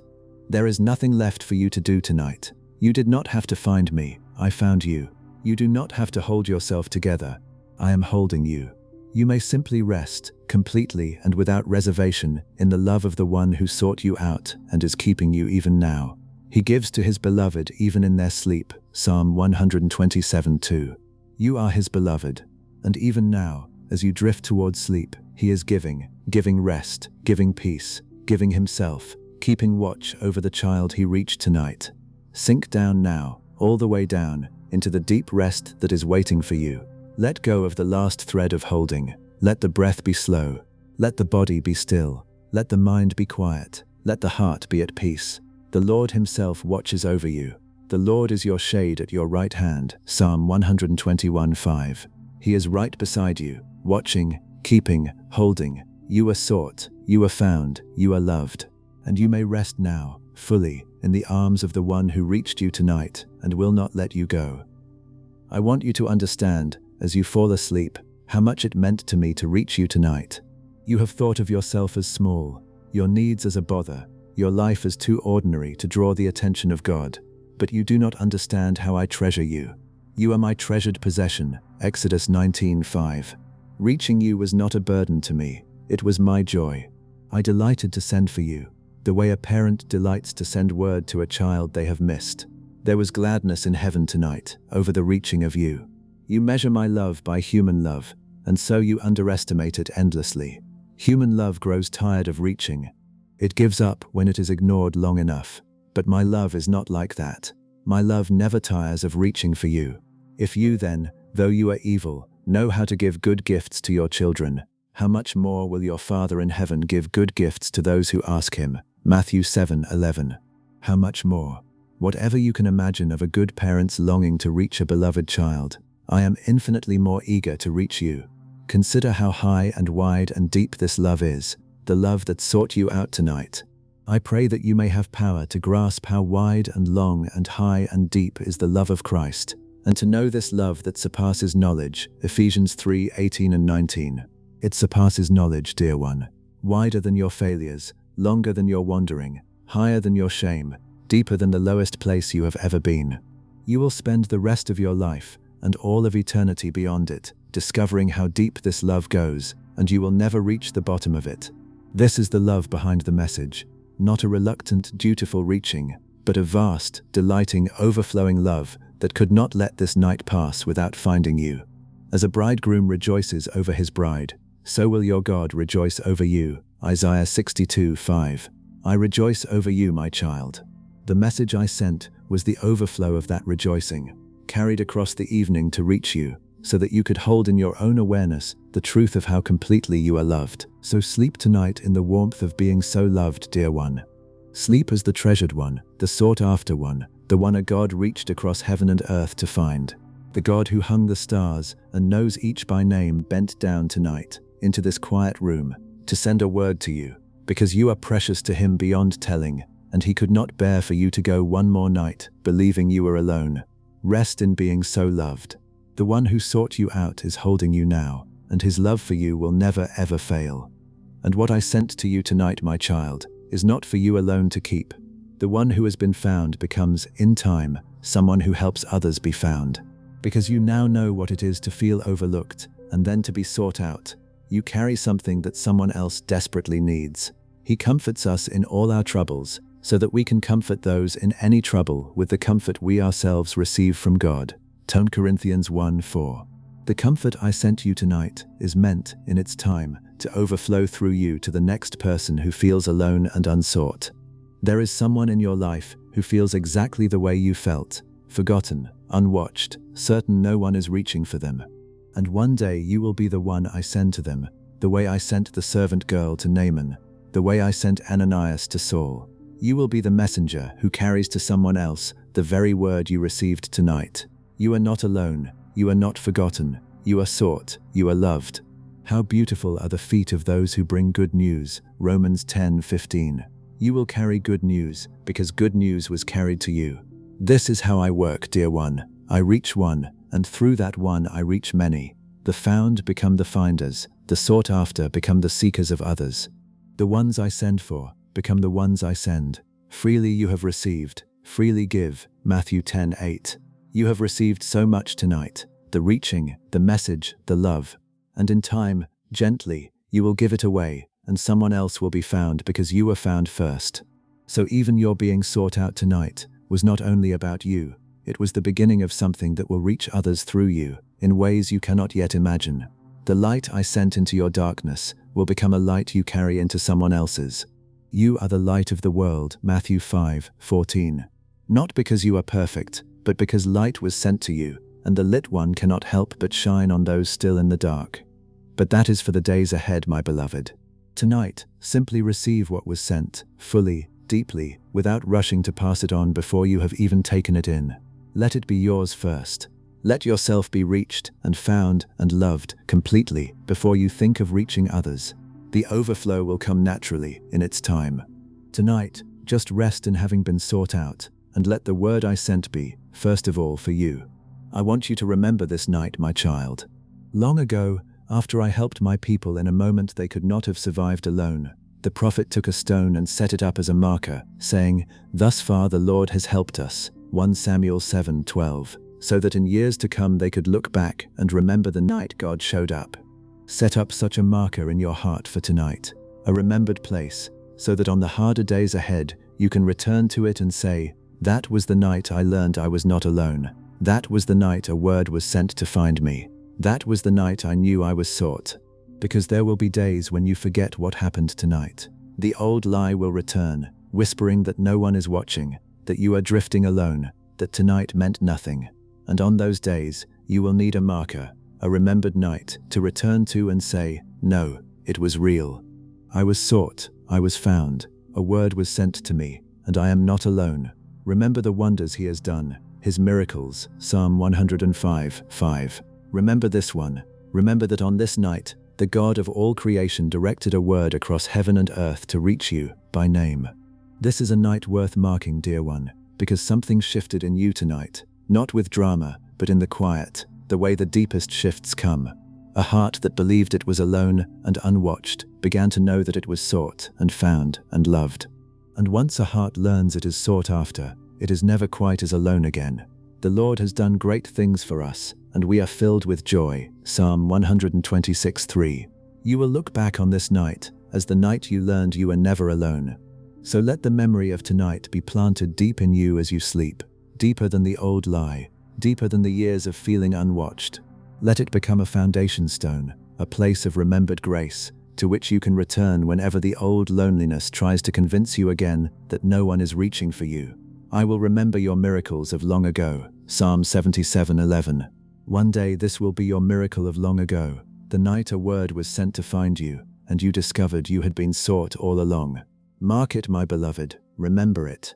Thus far the Lord has helped you, and the same God who sought you out tonight will go on reaching for you all the days of your life.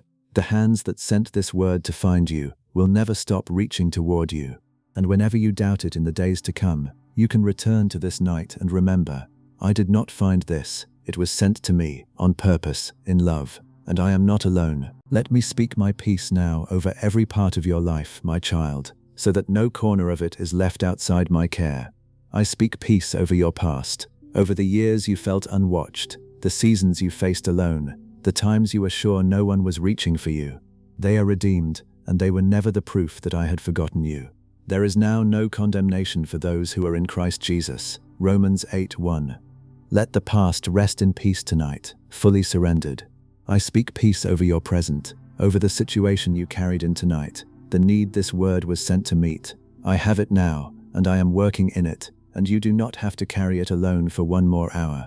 Do not be anxious about anything, but in every situation, by prayer and petition, with thanksgiving, present your requests to God. Philippians 4:6. You have presented it, now let it rest in my hands. Let the present moment be at peace, because the one who sought you out is near. I speak peace over your future, over all the unknown days ahead that have made you afraid. I am already there, already arranging good for you, already preparing the next word I will send to find you.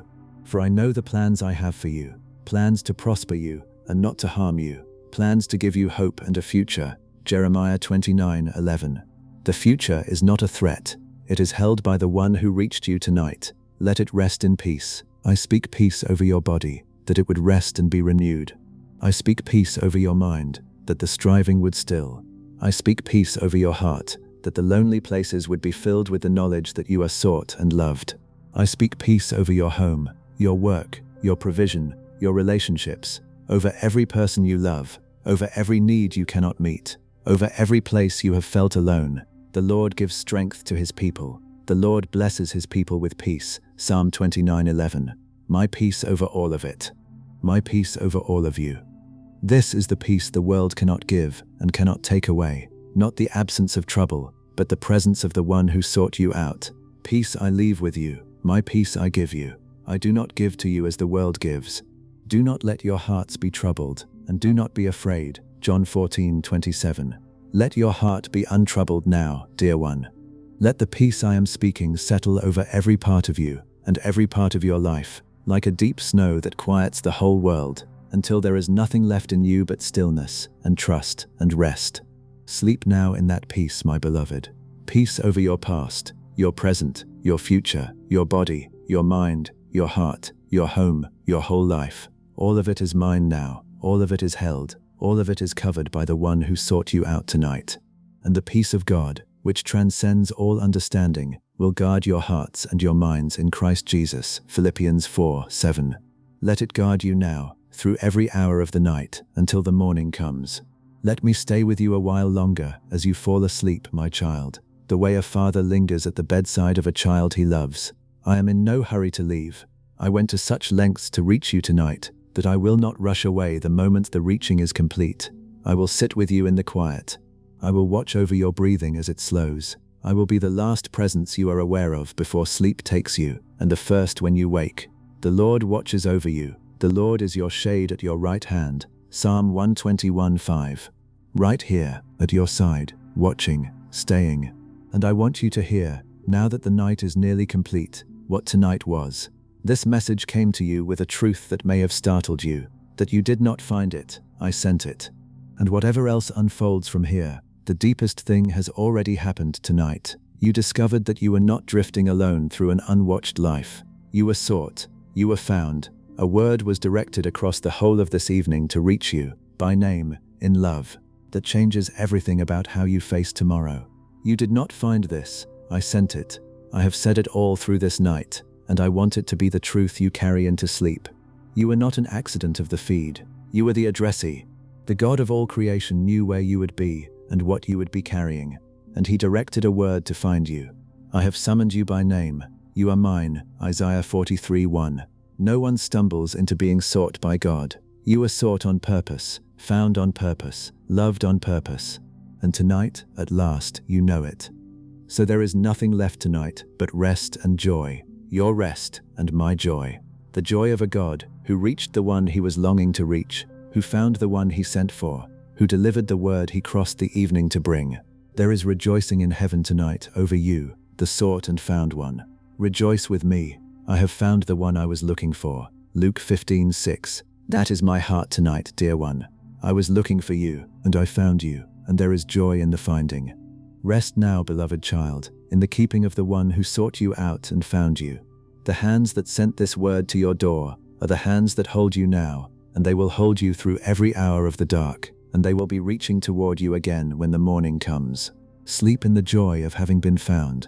Sleep in the wonder of having been sought. Sleep as the one a God reached across heaven and earth to find. The one who sent for you is keeping watch over your sleep, and will be there, faithful and glad, when the morning light returns. And as you drift down into the deep, my child, let me whisper over you once more the truths that are yours now, so they go with you into sleep and rise with you in the morning. You did not find this, I sent it. You were not drifting unwatched. You were sought, found and sent for, on purpose, in love. So is my word that goes out from my mouth. It will not return to me empty. Isaiah 55:11. Carry that into your sleep. You were reached tonight, deliberately, by a God who loves you. You are not alone. The season you thought you faced by yourself, I was in the whole time, and tonight I sent the proof. Never will I leave you nor forsake you. Hebrews 13:5. Carry that into your sleep. You were never as alone as you believed, and you are not alone now. You are not forgotten. The God who numbers the stars directed a word to your exact heart tonight. I have engraved you on the palms of my hands. Isaiah 49:16. Carry that into your sleep. You have not slipped from my sight. You are remembered tonight, and you are remembered now. You are loved and sought and mine. The message was sent by a Father who loves you and went looking for you and found you. I have summoned you by name. You are mine. Isaiah 43:1. Carry that into your sleep, deepest of all. You are loved, you are sought, you are mine, and the one who reached you tonight will never let you go. These are the truths that are yours tonight, dear one. Not earned, not temporary, not dependent on how you feel in the morning. They are simply true, the way the ground is true. You did not find this, I sent it. You are not alone, you are not forgotten, you are loved and sought and mine. The grass withers and the flowers fall, but the word of our God endures forever. Isaiah 48. These words endure. They will be just as true in the morning as they are tonight. You are sought, you are found, you are loved, forever. When you wake tomorrow, my child, you will be waking into the first morning of a different life.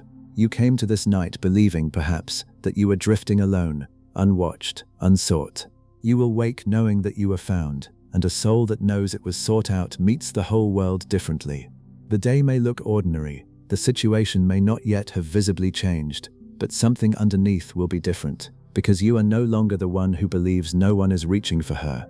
This is the day the Lord has made. We will rejoice and be glad in it. Psalm 118:24.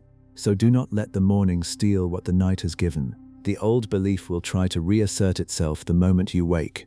The loneliness, the sense of being unwatched, the whisper that tonight was just a feeling. But you know now that you were sought and found, that a word was sent to your exact door. Return to that truth each morning. We must pay the most careful attention to what we have heard, so that we do not drift away. Hebrews 2:1. Do not drift from what was sent. Begin each day remembering, I was sought, I was found, I am not alone, I am loved, and the morning's mercy will be new, made fresh for the day, and with it the continued nearness of the God who sought you out. His compassions never fail. They are new every morning. Lamentations 3:22 and 23. You will not wake to leftover grace. You will wake to mercy newly made, and to the same God who reached you tonight, still near, still speaking, still arranging your steps. The first thing that will be true, before you do anything, is that you are sought, you are loved, and you are not alone. So wake gently, dear one, into that awareness, not grabbing for the day's worries, but pausing in the first quiet moment to remember that you are found. In the morning, Lord, you hear my voice. In the morning I lay my requests before you, and wait expectantly. Psalm 5:3. Begin tomorrow as one who knows she is sought after, and the day will be different, lighter, less lonely, lived in the company of the one who reached you. This is the new life that began tonight, my beloved. Not a single moment, but the beginning of a whole new way of living, as one who knows she is sought, watched over, accompanied, never alone. And it will keep unfolding, morning after morning, as I keep reaching for you, keep sending to you, keep walking beside you, being confident of this, that he who began a good work in you will carry it on to completion. Philippians 1:6. He will carry it on. Tomorrow and every day after, as the one who sought you out keeps reaching for you, all the way home. Rest tonight in the wonder of how undeserved this reaching was, my child, not as a burden, but as the deepest relief. You did nothing to earn being sought out. You did not become good enough, faithful enough, or worthy enough to draw a message from heaven. I reached you freely, by grace, because I love you. For it is by grace you have been saved, through faith, and this is not from yourselves, it is the gift of God, not by works, so that no one can boast. Ephesians 2:8 and 9. You cannot earn the reaching. You do not have to. You only have to receive that you are sought. There is such freedom in this. If the reaching depended on your worthiness, you would lie awake wondering whether you had deserved it, but it did not depend on you. It depended on my love, my grace, my goodness, and those never fail. He saved us, not because of righteous things we had done, but because of his mercy. Titus 3:5. Because of mercy. That is why I sought you out tonight, not because you earned it, but because I am merciful, and I love you, and my mercy does not run out. So lay down, once and for all, the exhausting belief that you must earn every good thing, even the love of God. You spent your life on that treadmill. Tonight, discover the freedom of being sought out by grace, reached by mercy, loved without having earned it. By the grace of God I am what I am. 1 Corinthians 15:10. By grace you are found tonight. By grace you are loved. There is nothing left to earn. There is only this, to rest in having been freely, lovingly sought out. This is the rest your soul has been hunting for all along. Not the rest that comes after you finally measure up, but the rest of being sought after before you measure up at all. My grace is sufficient for you, for my power is made perfect in weakness. 2 Corinthians 12:9. My grace is sufficient. sufficient to reach you, sufficient to love you, sufficient to hold you through every season. You may finally stop trying to be worthy enough to be wanted and rest in the simple, undeserved truth that you were sought out by a God who loves you. So sleep in grace tonight, my beloved. Sleep in having been reached freely, found by mercy, loved without earning it. The gift of God is eternal life in Christ Jesus our Lord. Romans 6:23. It is all grace, from beginning to end, the reaching, the finding, the love. And the one who sought you out tonight did it not because you deserved it, but because he is good, and he loves you, and he could not bear for you to go on believing you were alone. Rest in that grace, rest in that mercy, rest in the love that sought you out and asks nothing of you, but that you receive it. Let everything grow quiet now, my child. Let the room grow quiet, your breathing grow quiet, your thoughts grow quiet, until there is nothing left but the deep stillness and my presence within it. This is the holy hour, the deep middle of the night, when the striving stops and the soul is most open and I am most near. In returning and rest you shall be saved. In quietness and trust shall be your strength. Isaiah 30:15. Quietness and trust. That is all that is left for you now. Be quiet and trust. You are sought, you are found, you are held. There is nothing left to do but rest. If a worry tries to rise as you drift, let it go as quickly as it comes. It has no claim on you tonight. You are not facing anything alone anymore.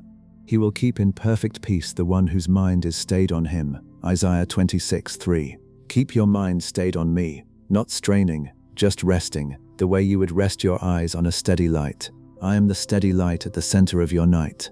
Let your tired mind rest there, and let every worry that rises drift past it and dissolve, until there is nothing left but peace. Feel how completely you are held. Beneath you are the everlasting arms. Deuteronomy 33:27. Around you is the shelter of the Most High. Within you is the word I sent, settling deeper. Above you is the smile of a father who sought you out and found you. You are surrounded, dear one, on every side, by a love that reached across heaven and earth to find you.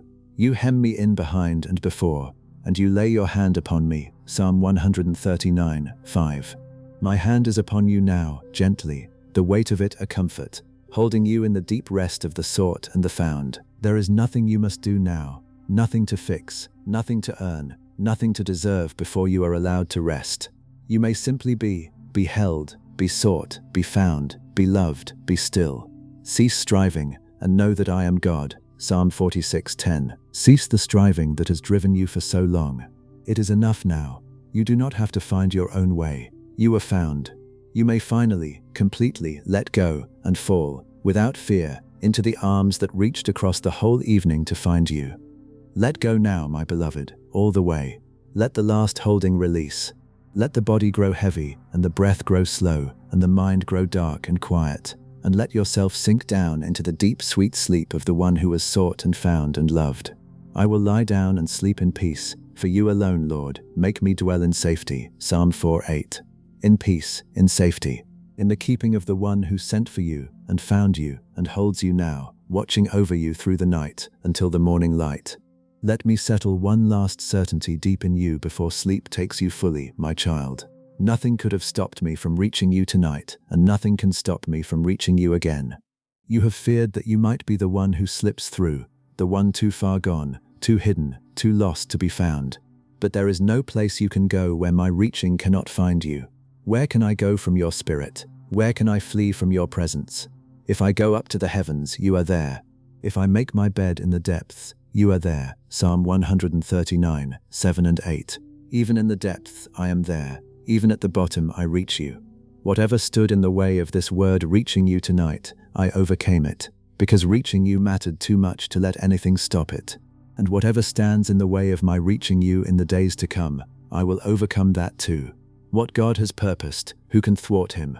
When his hand is stretched out, who can turn it back? Isaiah 14:27. My hand is stretched out toward you, and no power on earth or in hell can turn it back.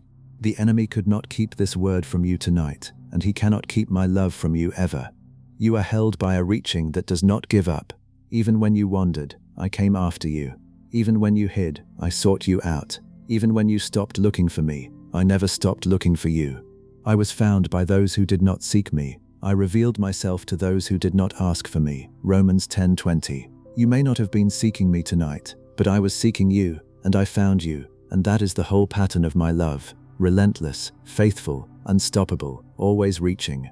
So release the fear that you might be lost beyond my finding.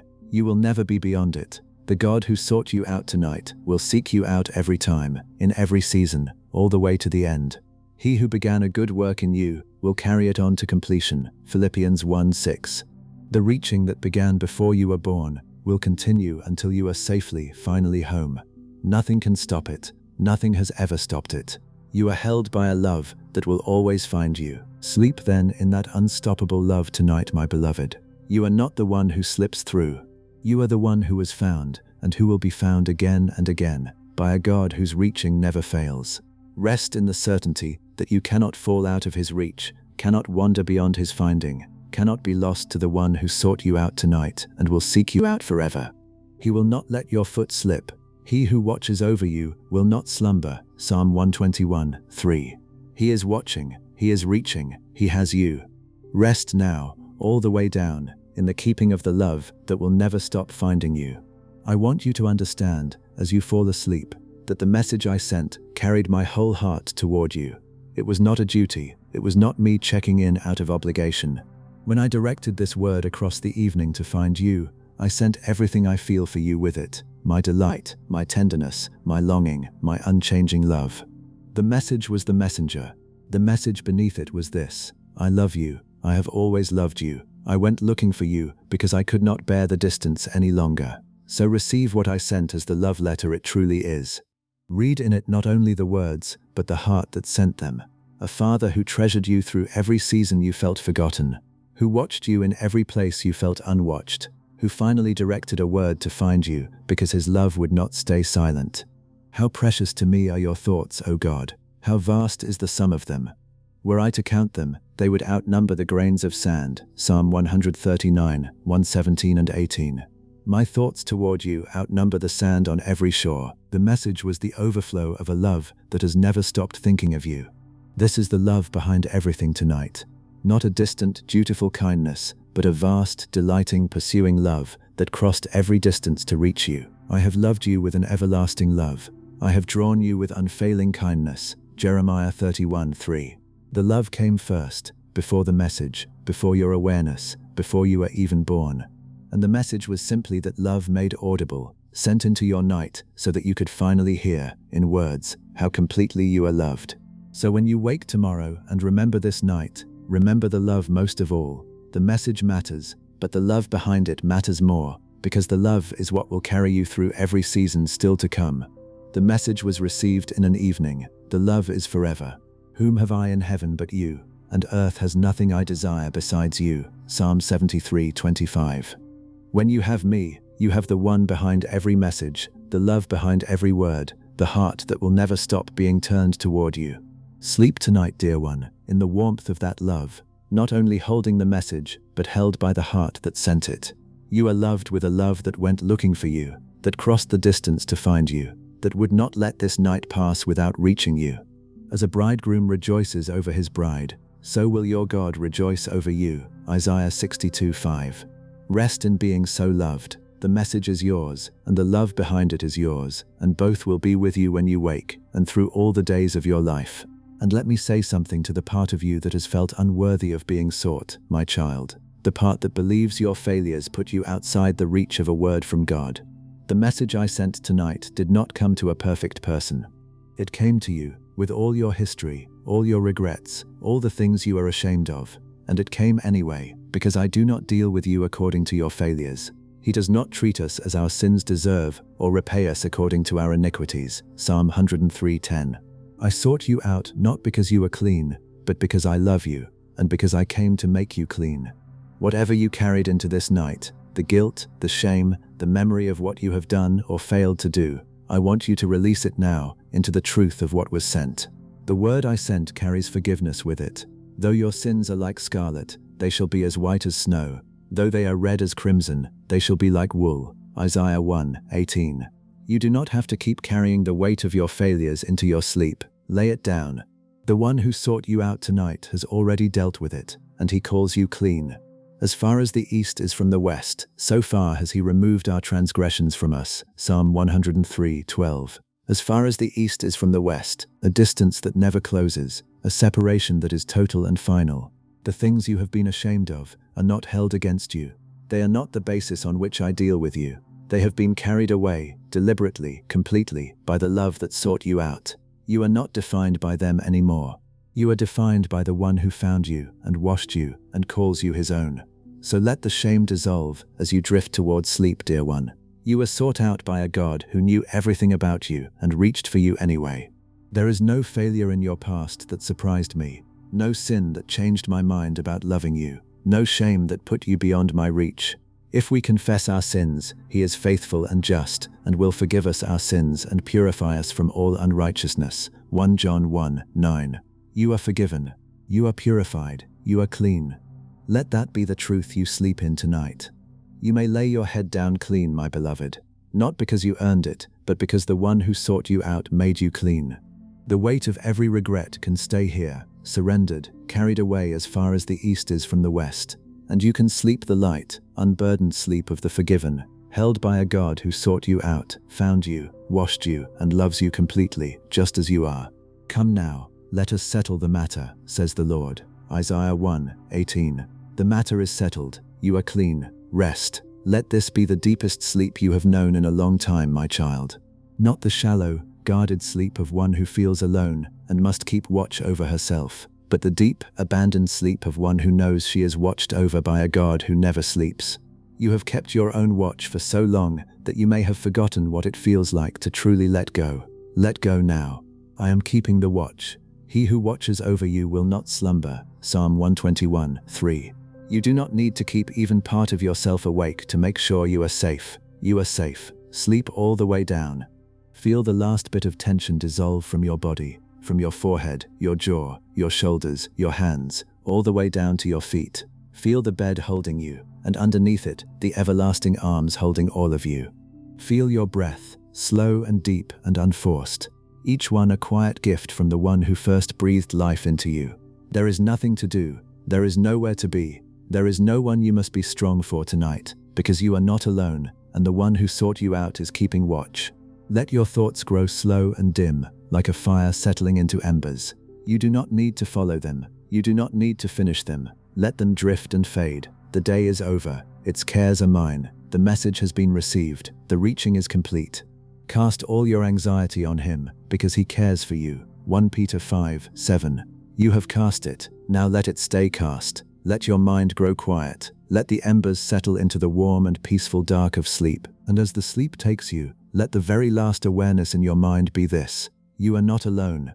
Of all the fears that have haunted you, that you were forgotten, unwatched, drifting through an unattended life, none of them were true. You were sought. You were found. A word was sent to your exact door. I have summoned you by name. You are mine. Isaiah 43:1. Let that be the last thing in your heart as you drift into sleep. Sought, found, loved, not alone, never alone. So let go, all the way, into the sleep. Let the last thread of waking release. Let yourself fall, without any fear, into the deep rest that is waiting, into the arms that are holding you, into the love that sought you out tonight. He grants sleep to those he loves. Psalm 127:2. You are loved. So now, sleep, sweet, deep, peaceful sleep, the sleep of the sought and the found and the deeply loved. Sleep, my child. The God who sent for you has you now. Rest. I want you to know, as you drift towards sleep, that there was rejoicing over you tonight, in places you cannot see. You have thought of yourself as small, your life as too ordinary to stir any joy in heaven. But all of heaven leans in when a word reaches one of my children and finds its mark. The Lord your God is with you, the mighty warrior who saves. He will take great delight in you. In his love he will no longer rebuke you, but will rejoice over you with singing. Zephaniah 3:17. I am rejoicing over you tonight, dear one, singing over you, the way a parent sings over a child, finally at peace and finally asleep. You measure your worth by what you have done, by how others see you, by whether you feel you have earned a place. But I measure your worth by my love, and by my love you are infinitely precious, since you are precious and honored in my sight, and because I love you. Isaiah 43:4. Precious, honored, loved. worth the trouble of reaching across heaven and earth to find. The message I sent tonight was the overflow of how precious you are to me, and the joy I felt in reaching you was greater than you could imagine. You are not a bother to me, my child. Your existence is not an inconvenience I tolerate. You are my delight, the joy of my heart, a child I rejoice over with singing. The Lord takes delight in his people. He crowns the humble with victory. Psalm 149:4. I take delight in you. Reaching you was my gladness. Finding you was my joy. And watching you finally know that you are sought and loved has filled me with the joy of a parent whose lost child is found. So let yourself be rejoiced over tonight. You spent so long believing you were forgettable, unwatched, not worth anyone's joy. Tonight, let the truth wash over you. You are the joy of God, the delight of heaven, a child sung over with singing. As a bridegroom rejoices over his bride, so will your God rejoice over you. Isaiah 62:5. Fall asleep in that singing, dear one, the sound of a God who is glad, deeply and fully glad, that he reached you tonight and that you are his. Rest in the gladness, my beloved. Rest in being the joy of your Father's heart. Rest in being so deeply loved that heaven sings over your sleep. The God who hung the stars rejoices over one tired soul in one quiet room who finally learned tonight that she was sought and found and loved. Let his singing be the lullaby over your rest, and know that it will not stop when you sleep, but will carry you through the night and into the morning and through all the days of the life that learned tonight that it was never alone.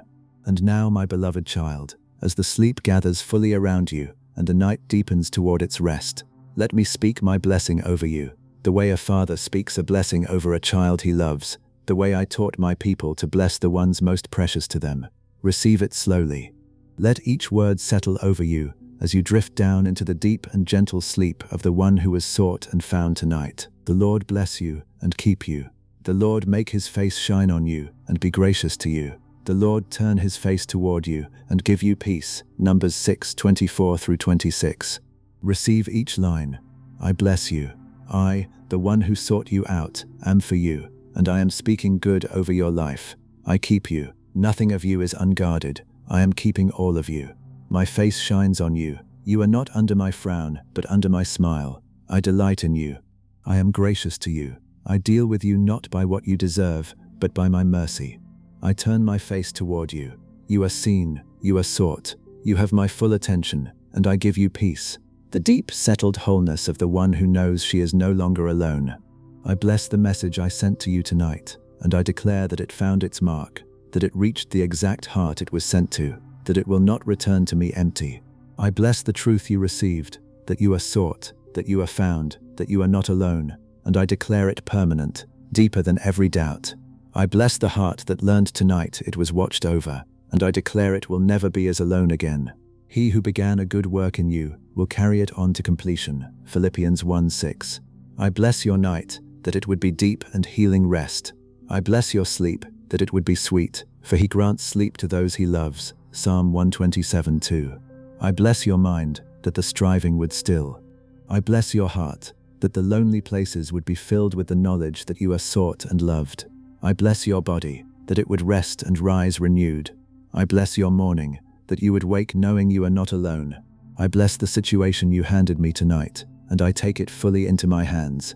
I bless the need this word was sent to meet, and I declare that my reaching has only begun. I bless every place in your life that has felt unwatched and unsought, and I fill it with my nearness. I bless your coming and your going, both now and forevermore. Psalm 121:8. May the God of hope fill you with all joy and peace as you trust in him, so that you may overflow with hope by the power of the Holy Spirit. Romans 15:13. Overflow with hope, dear one. Not a thin and fragile hope, but an overflowing one, poured into you by my own Spirit until it spills over the edges of you. This is my blessing over you tonight, that you would be sought and found and kept and loved all the days of your life by the one who directed a word across heaven and earth to reach you, by name, in love. Let the night hold you now, my child, the way a mother holds a sleeping child, close and safe and warm. The darkness around you is not empty or frightening. It is the gentle covering of a God who keeps watch while you rest. If I say, surely the darkness will hide me, and the light become night around me, even the darkness will not be dark to you, The night will shine like the day, for darkness is as light to you. Psalm 139, 11 and 12. The dark holds no fear here. To me it is as bright as noon, and I am watching over you in it, every moment, with perfect care. Let your body grow even heavier and more still. Let each breath come slower than the one before, soft and unforced. You do not have to manage your breathing, or your sleep, or anything at all tonight. It is all being kept by the one who sought you out and found you. He who keeps you will not slumber. Psalm 121:3. You can release the very last bit of holding, the last small effort to stay awake or stay in control, and simply sink into the rest that is waiting for you, held the whole way down by hands that reached across the evening to find you and will not let you fall. There is such peace available to you now, dear one, the peace of one who has finally stopped striving, finally let herself be found, finally let herself be held.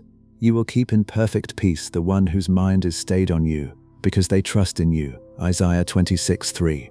Let your mind stay on me, gently, as you drift, not gripping any thought, just resting in my presence, the way a child rests against the chest of a parent and feels the steady heartbeat and is comforted. I am that near to you tonight. Rest against me. Let my nearness be your peace. Feel how loved you are, how safe you are, how completely you are held. The message has been received. The love is around you. The night is keeping you. And the one who sought you out is watching over every hour of your sleep. The Lord watches over you. The sun will not harm you by day, nor the moon by night. Psalm 121, 5 and 6. Nothing will harm you tonight. You are kept, on every side, by a love that reached across heaven and earth to find you, and will not let you go. So sink down now, all the way down, into the deep and gentle rest. Let the night hold you. Let my love surround you. Let the truth that you are sought and found settle into the deep of you, and let yourself sleep, sweetly and completely, the sleep of the child who learned tonight that she was never alone. Be still, my beloved. You are held, you are sought, you are found, you are loved. Rest now, in the keeping of the one who watches over you, all through the night, until the morning light. Think of who you were just a little while ago, my child, when this message first reached you, tired, perhaps believing you were drifting alone through an unwatched life, expecting nothing, ready to let one more thing dissolve into the night, and think of who you are now. You are the one who was sought and found and reached by name. You are not the same person who began this evening believing no one was looking for her. Something changed. The old has gone. The new is here. 2 Corinthians 5:17. You crossed a line tonight, from the one who feels forgotten to the one who knows she was sought out by God. And I am giving you a new name in the deep places where names really live. Not the old names you have carried, the ones the world gave you, and the ones you gave yourself in your lowest moments.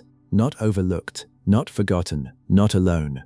You will be called by a new name that the mouth of the Lord will bestow. Isaiah 62:2. The new name is sought after. The new name is found. The new name is beloved. The new name is mine. It is the name that was always true beneath the false ones. The name you finally heard tonight when a word was sent to find you. And no one can take that name from you. The old names came from people who did not know you as I know you, from a world that measured you wrongly, from an enemy who lied to you about who you were. But the new name comes from the one who made you and sought you out and loves you forever. To the one who is victorious I will give a white stone with a new name written on it, known only to the one who receives it. Revelation 2:17.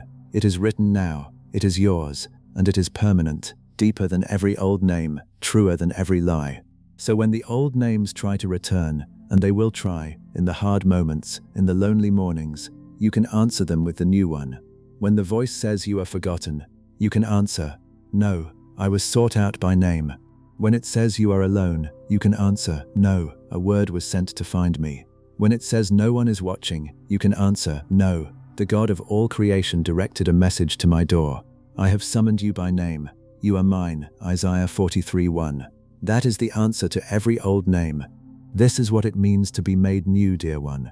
Not that the old self is improved, but that a new name, a new belonging, a new identity is given as a gift to the one who was sought and found tonight. And it all began here, in the quiet, when a word reached you and you discovered you had been pursued all along. Therefore, if anyone is in Christ, the new creation has come, 2 Corinthians 5:17.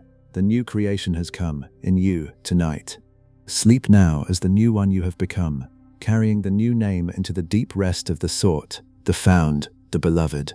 If you wake in the deep of the night, my child, do not be afraid, and do not let the old loneliness rush back in to claim the dark. In that quiet hour, simply remember what you learned tonight, that you were sought, that a word was sent to find you, that you are not alone. On my bed I remember you. I think of you through the watches of the night, because you are my help. I sing in the shadow of your wings. Psalm 63:6 and 7. The night watches are not hours of dread, they are hours of nearness.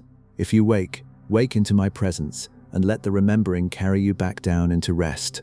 For I am nearer in the dark than you have ever felt me in the light.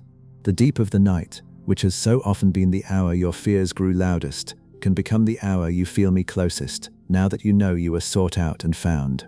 When I awake, I am still with you. Psalm 139:18. If you stir in the night, I will still be there, not gone, not distant, but right beside you, keeping watch, holding you through the dark. You will never wake to find yourself abandoned. You will only wake to find me still near, so even your waking in the night is held, dear one. Even the hours you cannot sleep are watched over. The same God who sent a word to find you tonight is keeping vigil over every hour of your rest, awake while you sleep, present while you dream, near whether you are aware of him or not. He who watches over you will not slumber. Indeed, he who watches over Israel will neither slumber nor sleep. Psalm 121:3 and 4. I am awake for you all night long. You are never unwatched, not for a single moment of the dark. So if you wake, breathe one breath of trust. Remember that you are sought and found, and sink back down into the deep, knowing that the one who reached you tonight has not left your side and never will. I lie down and sleep. I wake again, because the Lord sustains me. Psalm 3:5. He sustains you through every hour, the sleeping and the waking, the deep and the surface, all the way through the night until the morning. You are kept completely through it all. Let everything in you grow quiet now, my beloved, down to the very deepest place. Let the last thoughts settle. Let the last cares dissolve. Let the body be completely still and the breath completely soft, until there is nothing left but you and me and the deep quiet between us that needs no words. Be still and know that I am God. Psalm 46:10. In this stillness you do not need to do anything, or say anything, or be anything other than what you are, my child, sought and found, resting in the presence of the one who reached you. The quiet itself is full of me. You have spent so much of your life in noise, the noise of striving, of worrying, of feeling alone in a crowd. But here, in the deep quiet of this hour, all of that has fallen away, and what remains is the simplest and truest thing, you, resting in the presence of the God who sought you out. The Lord is in his holy temple. Let all the earth be silent before him. Habakkuk 2:20. Let all of you be silent now. Let the striving be silent. Let the loneliness be silent. Let there be only the quiet, and my presence in it, holding you. In this deep stillness, the truth that you were sought and found settles deeper than words can reach, into the place below thought, below effort, into the very foundation of who you are. You do not have to understand it. You do not have to do anything with it. You only have to be still, and let it settle, and let yourself be held. The Lord will fight for you. You need only to be still. Exodus 14:14. Be still now. Everything that needs to be done, I am doing. Your only task is to rest in the quiet and be held. Let the quiet carry you down, gently, into the deepest rest, deeper than your worries can follow, deeper than the old loneliness can reach, into the still and peaceful dark where I am holding you completely.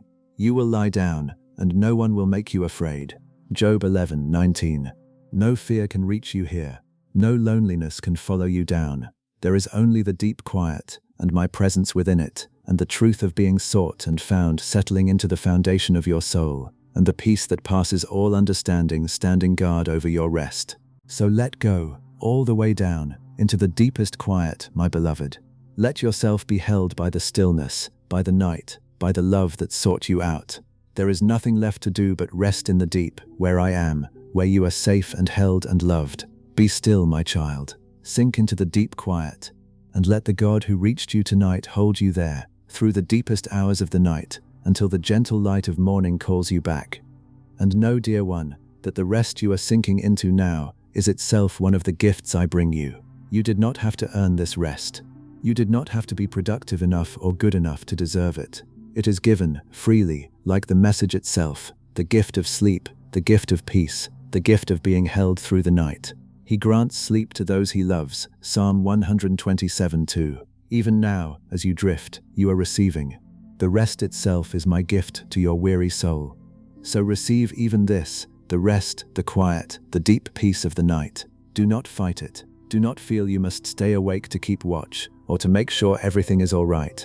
You may let go entirely, because the one who sought you out is keeping watch now. Come to me, all you who are weary and burdened, and I will give you rest. Matthew 11:28.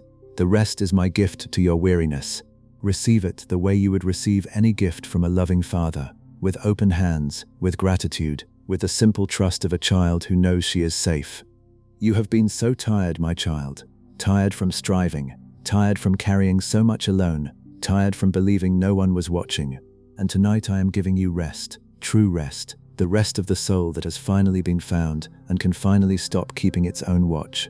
Return to your rest, my soul, for the Lord has been good to you. Psalm 116:7. Return to your rest. I have been good to you tonight.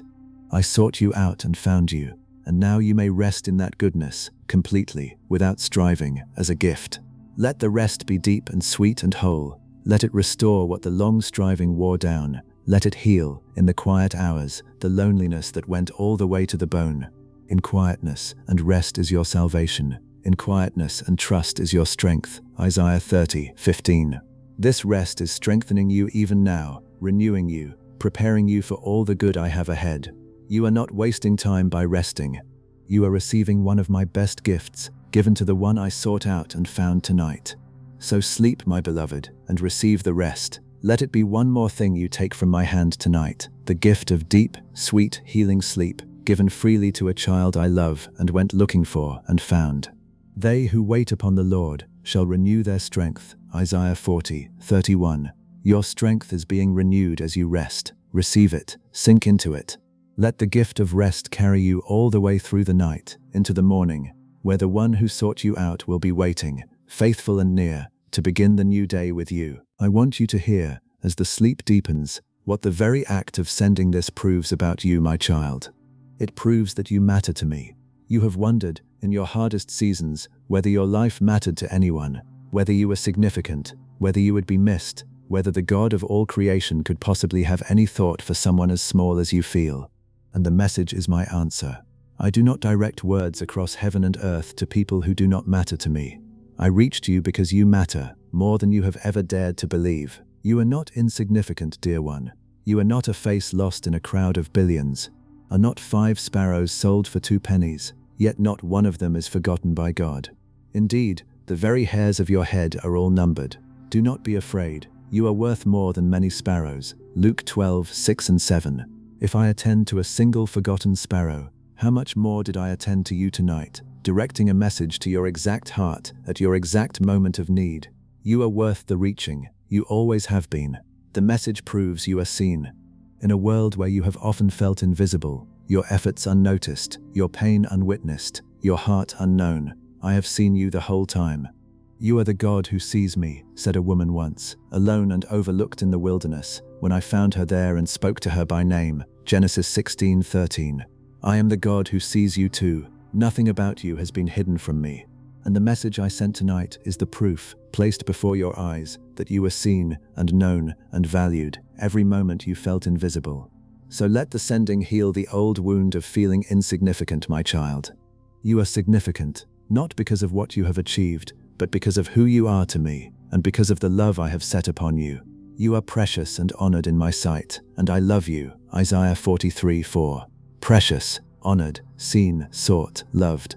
Let those truths settle into the deep places where you have felt small and overlooked, and let them replace the old emptiness with the solid weight of knowing you matter to God. Rest tonight in mattering, dear one. Rest in being seen. Rest in being significant enough that the God of all creation directed a personal word to find you. The message in your heart is the proof of all of it, that you were never overlooked, never insignificant, never invisible, but always seen, always sought, always loved by the God who reached you tonight. Sleep now in the certainty of your worth, held by the one to whom you have always mattered and always will. And know, my child, that I did not only find you tonight, I will carry you. The shepherd does not find the lost sheep and then leave it to walk home on its own tired legs. He lifts it onto his shoulders and carries it. He joyfully puts it on his shoulders. Luke 15:5. That is what I am doing with you now. You do not have to find the strength for the road ahead. I will carry you on it. Even to your old age and grey hairs, I am He. I am He who will sustain you. I have made you, and I will carry you. I will sustain you, and I will rescue you. Isaiah 46:4. So lay down the fear that having been found, you must now somehow keep up, must now perform, must now be strong enough on your own. You will not be carried by your own strength. You will be carried by mine. The God who sought you out and found you is the God who will lift you onto his shoulders and carry you all the way home. Cast your cares on the Lord, and he will sustain you. Psalm 55:22. Let yourself be carried, dear one. You were never meant to walk this road alone, and now you will not have to. The one who found you will carry you the rest of the way, and know this as you rest, my child. Tonight's message is not the last word I will send you. It is the beginning of a lifetime of my reaching. Now that you know I am near, now that you have learned to recognize my voice, I will go on speaking to you, through words like these, through the people I place in your path, through the quiet knowing that comes while you are doing something ordinary, through the small graces I arrange around you day after day. My sheep listen to my voice, I know them, and they follow me. John 10:27. You have heard my voice tonight. Now you can keep listening, and you will hear it again and again. I am not a God who speaks once and then goes silent. I am a God who keeps reaching, keeps sending, keeps drawing my children closer all the days of their lives. The reaching that found you tonight will continue tomorrow and the day after and in every season still to come. I will instruct you and teach you in the way you should go. I will counsel you with my loving eye on you. Psalm 32:8. My loving eye is on you, and it will stay on you, guiding, counseling, sending what you need exactly when you need it. So do not think that tonight was a single, isolated moment that you must cling to before it fades. It was the opening of a relationship, the beginning of a life lived in conversation with the God who sought you out. Draw near to God, and he will draw near to you. James 4:8. Each time you turn toward me, you will find me already turned toward you, already near, already reaching. The nearness you felt tonight is available every day from here forward. And on the days you cannot sense me, do not be afraid. The silence is not absence. Sometimes I am quiet because I am teaching you to trust what I have already said, to walk by faith and not by sight. 2 Corinthians 5:7. And sometimes you simply need to grow still again, the way you grew still tonight, to hear the voice that has never stopped speaking. You know how to find me now, in the quiet, in the stillness, in the turning of your heart toward home. I will never leave you nor forsake you. Hebrews 13:5. So sleep tonight in the knowledge that this is only the beginning, dear one. The God who reached you tonight will reach you again and again, all the days of your life, until he has brought you safely home. You are not at the end of my speaking. You are at the start of a lifetime of being sought and found and spoken to by the one who loves you and will never stop reaching for you. Surely I am with you always, to the very end of the age. Matthew 28:20. Always, to the very end. Rest in that and sleep. And as you sleep toward it, my child, know that I have already gone ahead of you into the morning, into tomorrow, into every day that is coming. The God who sought you out tonight is not only with you now, he is already standing in your tomorrow, preparing it, arranging it, going before you the way he went before his people through every wilderness. The Lord himself goes before you and will be with you. He will never leave you nor forsake you. Do not be afraid. Do not be discouraged. Deuteronomy 31:8. You will not walk into tomorrow alone, and you will not walk into anything I have not already walked into first. So you do not need to lie awake bracing for the day ahead. I have already been there. I have already seen what it holds. I have already prepared the mercy you will need to meet it. As your days, so shall your strength be. Deuteronomy 33:25. The strength for tomorrow will be there when tomorrow comes, measured exactly to the day, sent fresh like the bread I left by Elijah's head. You do not have to carry tomorrow's weight tonight. Tonight is only for rest. Tomorrow's grace is already waiting in tomorrow. prepared by the one who goes before you. This is what it means to be sought out by God. Not only that you are found tonight, but that you are accompanied into every tomorrow by the one who found you. You go before me and behind me. You have laid your hand upon me, Psalm 139:5. Before you and behind you. Into your past to redeem it, into your future to prepare it, beside you in the present to hold you. There is no day of your life that I have not already entered ahead of you. No road I have not already walked first. No morning I have not already filled with mercy for you. So rest tonight in the knowledge that tomorrow is not a threat, but a day already prepared by the one who loves you. The God who reached you tonight is reaching into your tomorrow even now, arranging good, going before, preparing the way. You will go out in joy and be led forth in peace. Isaiah 55:12. Led forth, not sent out alone, but led by the one who goes before you. Sleep, knowing that wherever tomorrow takes you, I am already there, waiting, with mercy enough for every hour of it. Let me hold the whole of tonight before you one last time, gently, the way you would turn a treasured thing over in your hands before setting it down to sleep. You began this night perhaps believing you were drifting alone, that you had found this by chance, that it meant nothing. And then you learnt the truth. You did not find it, I sent it. You discovered you had been sought all along. You heard that you were not alone, not forgotten, not overlooked. You received a word directed to your exact heart by a God who loves you. And now you are here, at the end of the night, found and held, and no longer alone. This is the night you learnt you were sought, my child. And it changed so quietly that the world did not even notice, but heaven noticed and rejoiced. There is rejoicing in heaven over one who is found. Luke 15:7. All of heaven rejoiced tonight over you, over a child who finally discovered she had been pursued all along. You were never as alone as you believed. You were watched and sought and reached, and tonight rejoiced over. And nothing about tonight will be undone by the morning. Sometimes you have had moments of feeling close to God that faded by daylight. But this is not that. This is a finding, and a finding holds. The gifts and the calling of God are irrevocable. Romans 11:29. What you discovered tonight is permanent. You will wake tomorrow still sought, still found, still accompanied by the one who reached you. The morning cannot undo what the night has done, because it was not your feeling that did it. It was the truth, and the truth does not fade with the dawn. So you may sleep without the fear that you will lose this by morning. You will not lose it. It is sealed by my own faithfulness, kept by my own hand.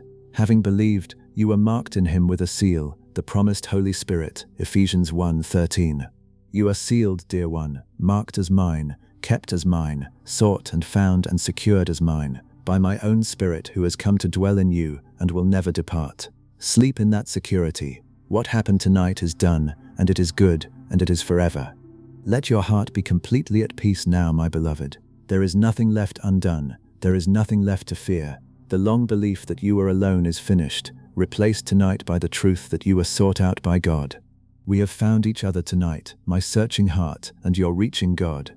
You are no longer the one who drifts alone. You are the one who is found, and there is nothing left for either of us to do but rest in the joy of it, your grateful rest and my glad keeping, through this whole night and into the morning, and through all the days and years to come. Let a deep peace flow over you now, my beloved, the way a river flows, wide and slow and unhurried, carrying everything along in its gentle current toward rest. I will extend peace to her like a river, Isaiah 66:12. Let that river of peace carry away the last of your striving, the last of your fear, the last of the old loneliness, until there is nothing left in you but the deep flowing calm of one who knows she is held. You do not have to hold yourself up against the current. You can let it carry you. The one who sent for you is the one who carries you now. Let gratitude be the last waking movement of your heart. Gratitude that you were sought. Gratitude that you were found. Gratitude that a word was sent across heaven and earth to reach you tonight. Give thanks to the Lord, for he is good. His love endures forever. Psalm 10:7-1. You went to bed so many nights believing no one was reaching for you. Tonight you go to sleep knowing you are pursued by love.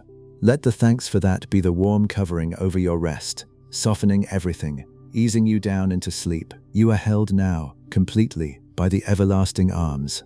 The eternal God is your refuge, and underneath are the everlasting arms. Deuteronomy 33:27. Underneath you, right now, are arms that reached across the whole evening to find you and will hold you all through the night. They are strong, and they are gentle, and they are full of love for you. Let your full weight down into them. They will not give way. They have never once failed the one they went looking for.